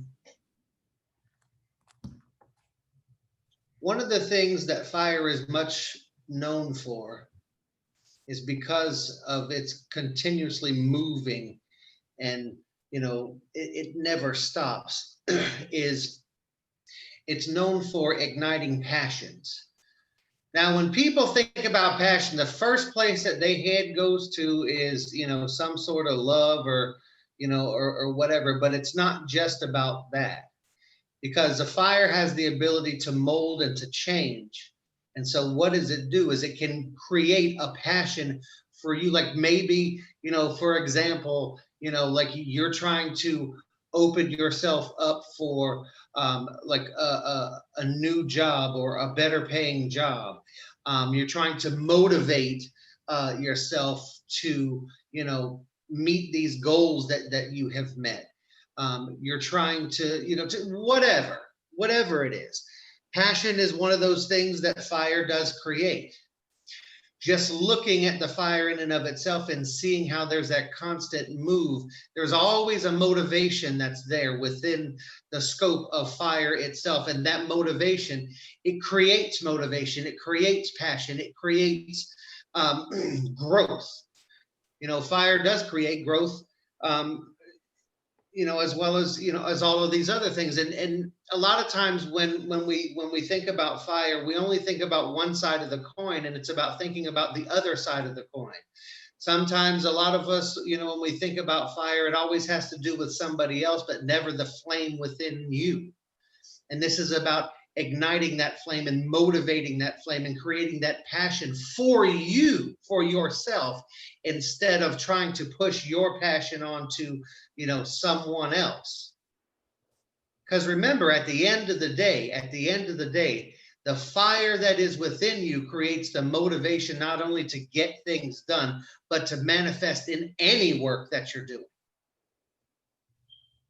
When you think about the manifestation side, Someone who is passionate will get things done typically a lot faster than someone who is not, correct? Not obsessed. He said passionate, not obsessed. Well, of course, yes, not obsessed. So I'm passionate. No, you obsessive. But when you look at that, think about this. As I said before, you look at yourself, as a cup that can hold these elements. You're the vessel that gives direction, that points, what needs to be done. Think about the people that make pottery, and they make, let's say that they make, a vase or whatever, out of pottery, but it comes out and it's all like, fucked up looking, and it doesn't look right. And it's not what they were wanting to create. What do they end up doing? They break it, and then they'll put water on it and soften it back up, and then they'll reform it and put it back into the fire until it is perfected. So think about the tearing down of yourself and the building up of yourself as a passionate motivator to create, which is also another word for manifest work that you're doing, a work that needs to be done. It's also a matter of, and anybody who knows me knows that you'll hear me say this 87 million thousand fucking times. It's always about balance. Because if there is no balance there, then chaos will always come in at some point and then turn everything into shit. and placentas. Triggered again. I'm triggered again. And my favorite, destructive side. That's my favorite. The destructive side of, as we know, what does fire do? It takes things into itself and it destroys it to create food or fuel. Fire is something that can be used to destroy an enemy. Fire is something that can be used to destroy work. Fire is also something that can be used to destroy an attitude. Fire is something that can be used to destroy a blockage. Think about that for a second. Like, let's say that there's a house fire, and that fire gets hotter and hotter and hotter, and all the windows are closed in the house. What's eventually going to happen? Boom. It's going to end up blowing up. All the glass gets blown out. Sometimes destruction is not always about negative. Sometimes it's about positive, because sometimes something needs to be destroyed before it can be rebuilt. Especially you guys in these relationships where he didn't kind of, cheated, and you kind of accepted it, and you've created this routine, where he do wrong and you accept him back, and you go, well, I want to do love and domination work. Well, you first have to destroy the norm, because this has become y'all normal. You know what I'm saying? I want him to see me differently, but you have to do work to cut. You have to cut that where he no longer sees you that way. And he know he can't get away with it because now you quote unquote you've changed. Absolutely. Sometimes, destructive is good. Absolutely. And just to piggyback off of that, don't ever try to burn yourself up and to recreate yourself in the image that someone else is expecting. Because not only would you be selling yourself short, but the other thing that you're doing is you are giving your power away. Don't ever do that. And a lot of that with you guys are subconscious things. Mm-hmm. You know, you've seen how he cheated and what he cheated with. So now you're trying to emulate that and losing who you are as a person, trying to think that that's going to gain something with him. It does not work. It does not work. No. Any questions on the destructive side? Separation work. That's a destructive side. Sure. Warranted, take it, do it. Someone asked a question. Let me go back to it. What she said, so with prosperity or love work, what can keep the work moving if not candles or fire? I said do firework. I said burn candles and stuff on prosperity work. You know, if you believe in working with plants, you can get those money trees and stuff like that. You can Absolutely. work that. There are other things that you can do as far as money work. Everybody can't burn candles. I think I did a kit one time where nothing was in it was candles. It wasn't nothing but oils and soaps and lotions. Because remember, intentfulness has to go hand in hand with your work. Everybody can't burn candles because of where they live and stuff like that. So remember, it's a lot of the intent, and the intent is the power that you put behind your things. Absolutely. And you can, you know, there's baths, you know, that can be done. One of the things that, you know, that I would, like for love work, if I was going to do love work, one of the things that I would do is I would take and I would make a sweet jar, and I would work that sweet jar for 3 weeks. And then what I would also do with that is take it to the roots and bury it underneath the roots of a jasmine flower vine. Because what does the vine do? It continues to grow and it continues to spread. And so what you're doing in effect is you're letting that do the work for you. And then the only thing that you have to do is add water. Keep the plant alive, keep it going. It keeps the work going. But it's not something that's going to, you know, necessarily burn you or blow up in your face.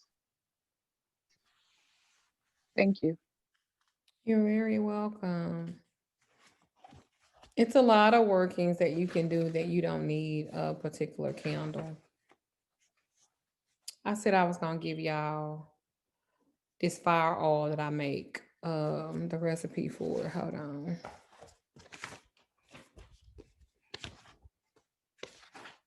What are y'all doing? All they do is hump each other. Shit.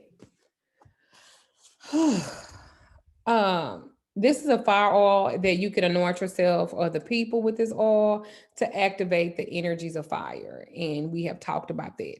So you would need like vegetable glycerin, like 5 drops of cinnamon essential oil.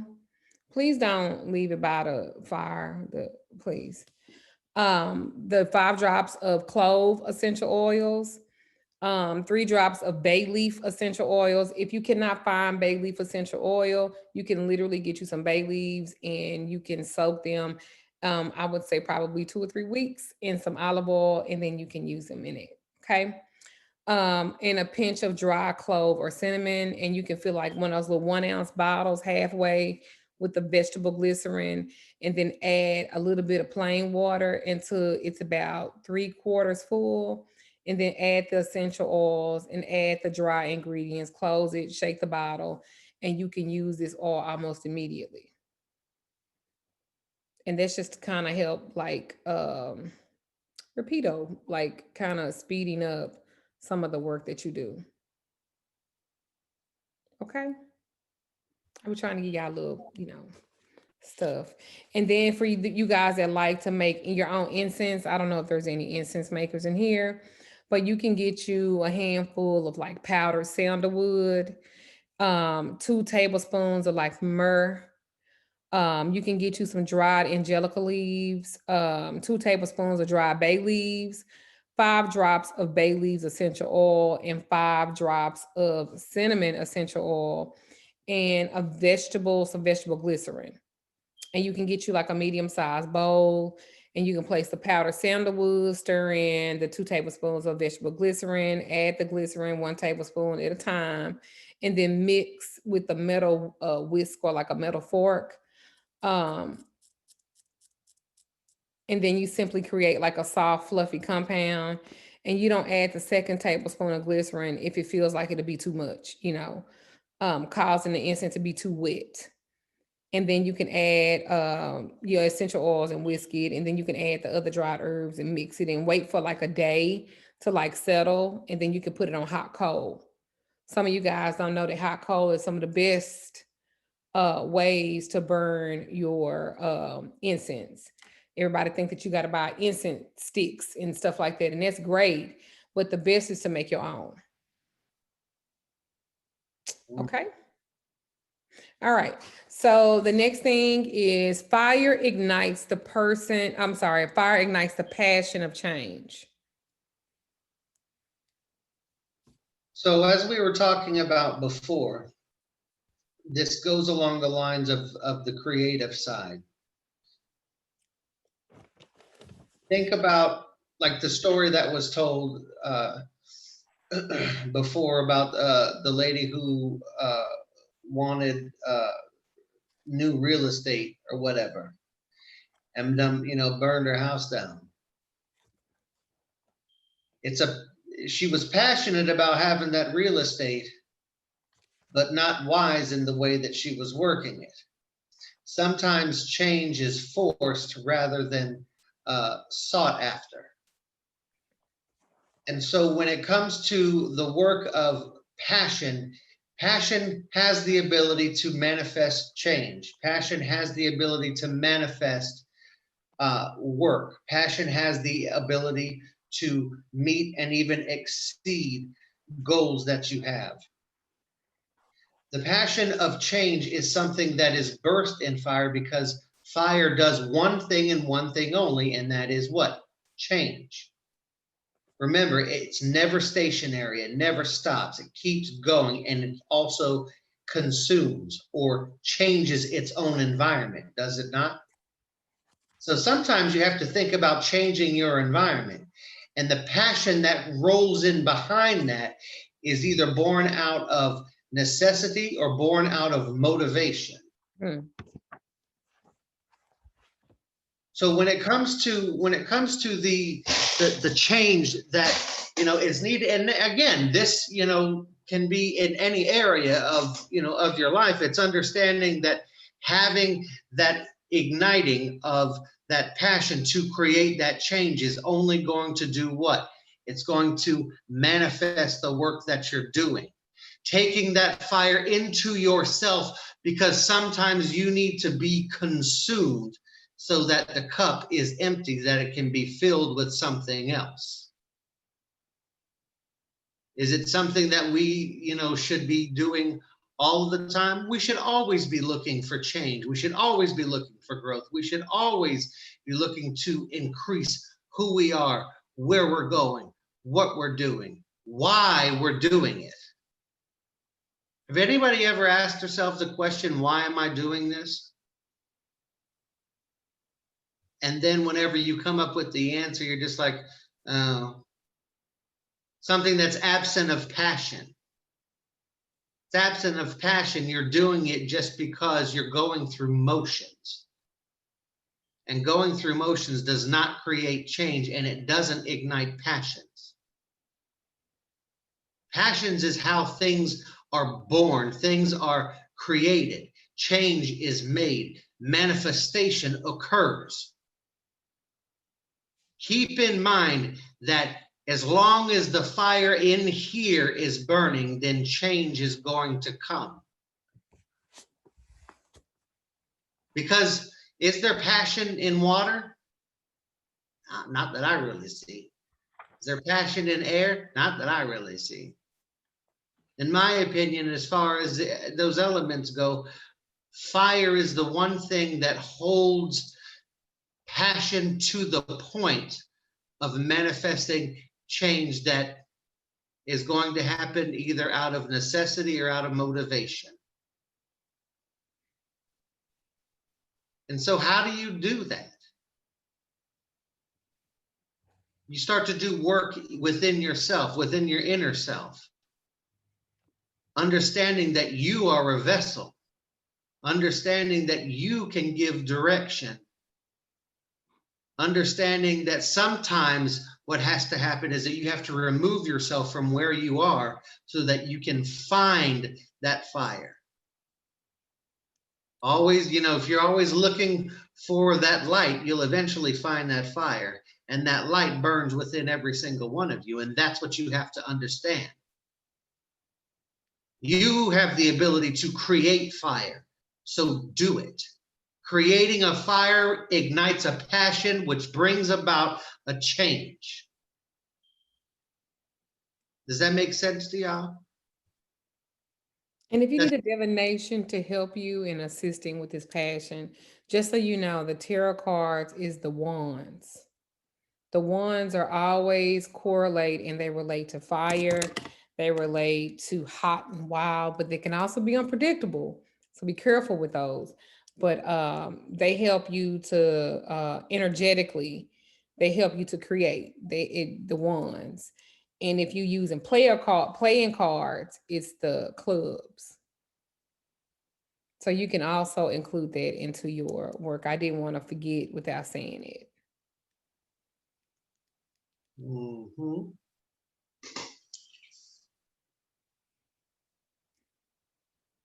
And then last but not least is fire is a doorway. Absolutely. And this is where we're going into the divinatory side of that. Fire is a doorway between here and the realm of the spirit. Fire can be used, as Duchess was talking about before, to see signs. It can be used for divination. There are representations of fire in like the tarot cards, the playing cards, that's there. You can be looking at a fire, and if you see, like, let's say that, that you have, whatever random question that you have, and you just start staring into a fire, and you start to see the fire just like swaying back and forth like this. Usually something like that is meaning that you're juggling either one too many things, or there's something that's not necessary that's there that needs to be taken out and to be removed. It's about a lack of focus that needs to be brought back into, so that whatever that question is going to, you'll find the answer to that. Let's say that you light a candle, for example, and all of a sudden there's not one, but there's two flames on the candle. Chances are that, if your question, at the time has to do with a relationship or with love, either someone is, typically it's usually someone new is coming.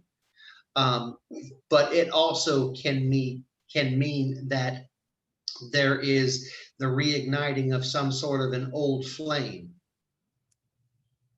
because one flame is helping the other.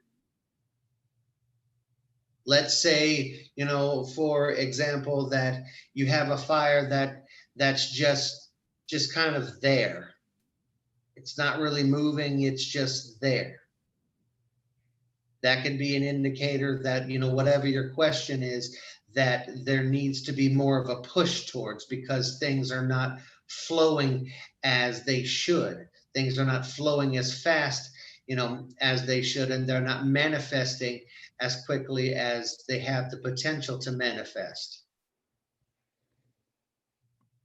It's all about looking, listening, and understanding the things that are going on in front of you.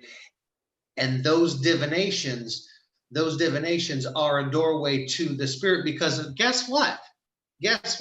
our spirits speak to us through fire. Because what does fire do? It illuminates a pathway.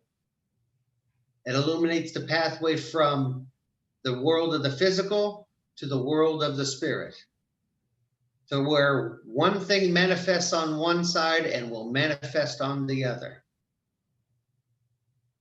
That's And why so I was like, look, don't be putting a whole bunch of shit on your altar, a whole bunch of candles and stuff on your altar, burn them, because you can't control all of that. no, and that's where you start to get burned. Literally. But when it comes to the doorway, understand that you know, fire, just like water, is a conduit. It is a doorway. Fire is just kind of like the other door that goes into both sides. So when you're looking at the divinatory side of that, you're looking at, you know, that fire essentially speaking to you to get an answer for whatever, you know, question that you may have, that, you know, divination is needed. Or if you're pulling up, you know, wand cards in the tarot, you know, it's looking at those things and looking at those divinations and keeping in mind that there is, you know, a need for change, but there's also a volatility that is there. So you want to utilize wisdom when it comes to, you know, looking through those things and getting those answers. And so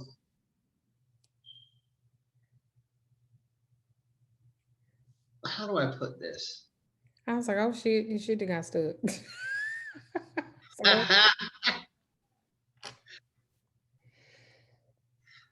fire is in and of itself a living, breathing spirit, a living and breathing doorway between here and the realm of the spirit. And if you look and pay attention, you will begin to see those signs, and then you'll begin to read them. And as you do that, guess what? You'll start to see those same signs even in other forms of divination. So just food for thought.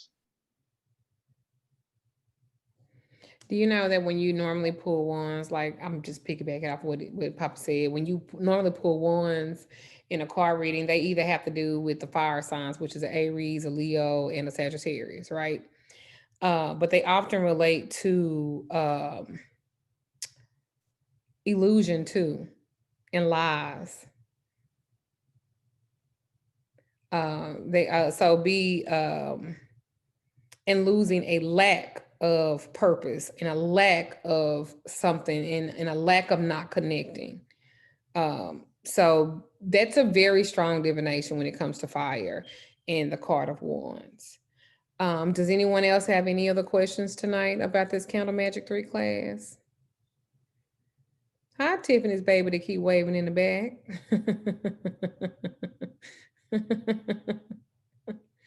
Anybody else have any questions? Papa, do you have any final words before I give mine? The only final word that I'll have is make sure that whenever you're doing work, especially with an element that is as volatile as fire is, that you are always using wisdom, and that you also go to your elders so you don't fuck shit up. Because again, we've made mistakes, and it's our job to make sure that you don't make those same mistakes. But we can't do that if you don't come forward. Absolutely. And that's my final word. Thank you, beloved. And mine is just simply to realize this when it comes to candle work and candle magic and 1, 2, and 3. And this video kind of sums it up, because I probably won't do another video on candle magic ever. Fire can be extinguished by any of the elements, like I said before, right? but it's the only element that must have another substance to consume it, as he said, in order for it to maintain in its existence. This is how important this is, and this is how important you are to it. Because it's just not the air element. You are what consumes it to make it exist. That's just how powerful you are. So I hope that you guys realize that. And I hope that you absorb that in your spirit, that you are that conduit. You know, it flows through you. So I can't wait to see these videos, rather why you're not in the group, Kirsty? I was in the group, and then over the summer, you helped me with my situation. I went remember, back. never mind. All right, never mind, I remember. Yes, ma'am. I'm waiting to get back in there though, but. Well, you could just go ahead and apply, but I remember. I had forgot. I think I may have been blocked, like, because my screen was white, so I can't even find the group anymore. But if I go on my mom's page. Rasa House, one of the admins, he got and blocked it. I'm sorry. Oh, you hear me? It was baby. I've been patiently waiting. I was like, I'll get back in when I'm ready. Just email me, I guess, your information in Miss House, and I think it's Yes, ma'am. one of the admins. See. Okay. Thank you. What's her name, Mama? What's your name on Facebook? I'll type it on there Yeah. for you. It's hard to pronounce. Thank you. All right. If you have any other questions, feel free not to ask. No, I'm just kidding. Leave me the fuck alone. If you are someone said if you're drawn to lamps, how often should they be worked? A lamp, you can work a lamp up to 30 days because you can feel it, and that's a slow working too. Lamps are not fast. Lamps are slow work. I want you guys to get in the process of stop thinking fast. Because if you are proactive, you don't have to be reactive. And then what I say? If you are proactive, you don't have to be reactive, meaning, because things are going to happen. Life is going to happen. That's just what that is. But if you are proactively working in your life, some of y'all only do work until you've got what you wanted. Like, look at the young lady that was in there, Tan Bennett. Tan Bennett got in my group back in 2016, 2017, one of them, right? She wanted to be a nurse. She wanted this. She wanted this. She got literally everything that she had been asking for 2 years, right? And then she just fell off. And I don't go chasing y'all ass when y'all fell off. Then she emails me, I need an appointment with you ASAP because everything's falling apart. My first question was, when was the last time you took it to the flames? It's been a minute. Well, what's a minute? Duchess, I don't want to answer that. No, tell me. It's been a few years. Now where her ass back? Right back in the group. Now it's almost like she's starting over. So this is a continuation, y'all. This is a continuation. I appreciate you guys. I love you guys. Thank you so much for your patience with this class. I didn't plan on Simoes being in this class, but he really made it, he illuminated it, and he really added to what I wanted to talk about, as he always does for me. I feel very honored to be so close to my godfather, because he's not just my godfather. He's like one of my best friends. And I think that's a relationship that most people should attain to when it comes to their godparents. Because it's not just about, how much I honor him. I love him and I support him. Financially too, y'all. I be giving them gifts, child. You got to, just like you got to feed the spirit. Y'all got to feed the mentors and these teachers. You got to do it, because these are the people that uplift you. These are the people that teach you. I was talking about this in my apprenticeship the other night. But anyway, I love him and I thank him, and he bought me Jimmy Choo shoes for Christmas, and I'm just all about that. And that's just what we do. And he also has bought me crystal. You know what I'm talking about? So I love having that type of relationship. He teaches me how to be a better godparent myself. I don't take any of this for granted. I certainly don't take him for granted. And I don't take you guys for granted either, because without you guys, we do not exist. And that is how we should always be humble to those who they submit themselves to our education, to our mentoring. That's how we have to look at it. Because we could both be the best and not have a following, or not have and his following is much bigger than mine, and they richer too. But that's neither here nor there. I'm not gonna even get in there because it don't really matter. I'm just saying, he be having a lot of rich white folks that follow him, child. And I ain't on that level yet. You know what I'm talking about? Ain't no telling what they give him. They give him trips and everything else. My shit don't even compare to that. But that's not the point, and I'm not jealous. But the point is, I'm very thankful for him. I'm very honored to be in his life, and I love sharing him with you guys as well. And if there is nothing else, you guys have a great night. I would love for you guys to always show love to him and give him a review as well, whether it's in the group. He can't see what's in the group, but if you can do it on his page and talk about our Candle Magic 3 class. Again, I appreciate y'all. I love y'all. You guys have a great night. And I hope when you rewatch this, you learn something a little bit more, and it progressively helps you be great practitioners, because we raising up a new generation, and you guys are it. All right. Good night and many blessings to you all.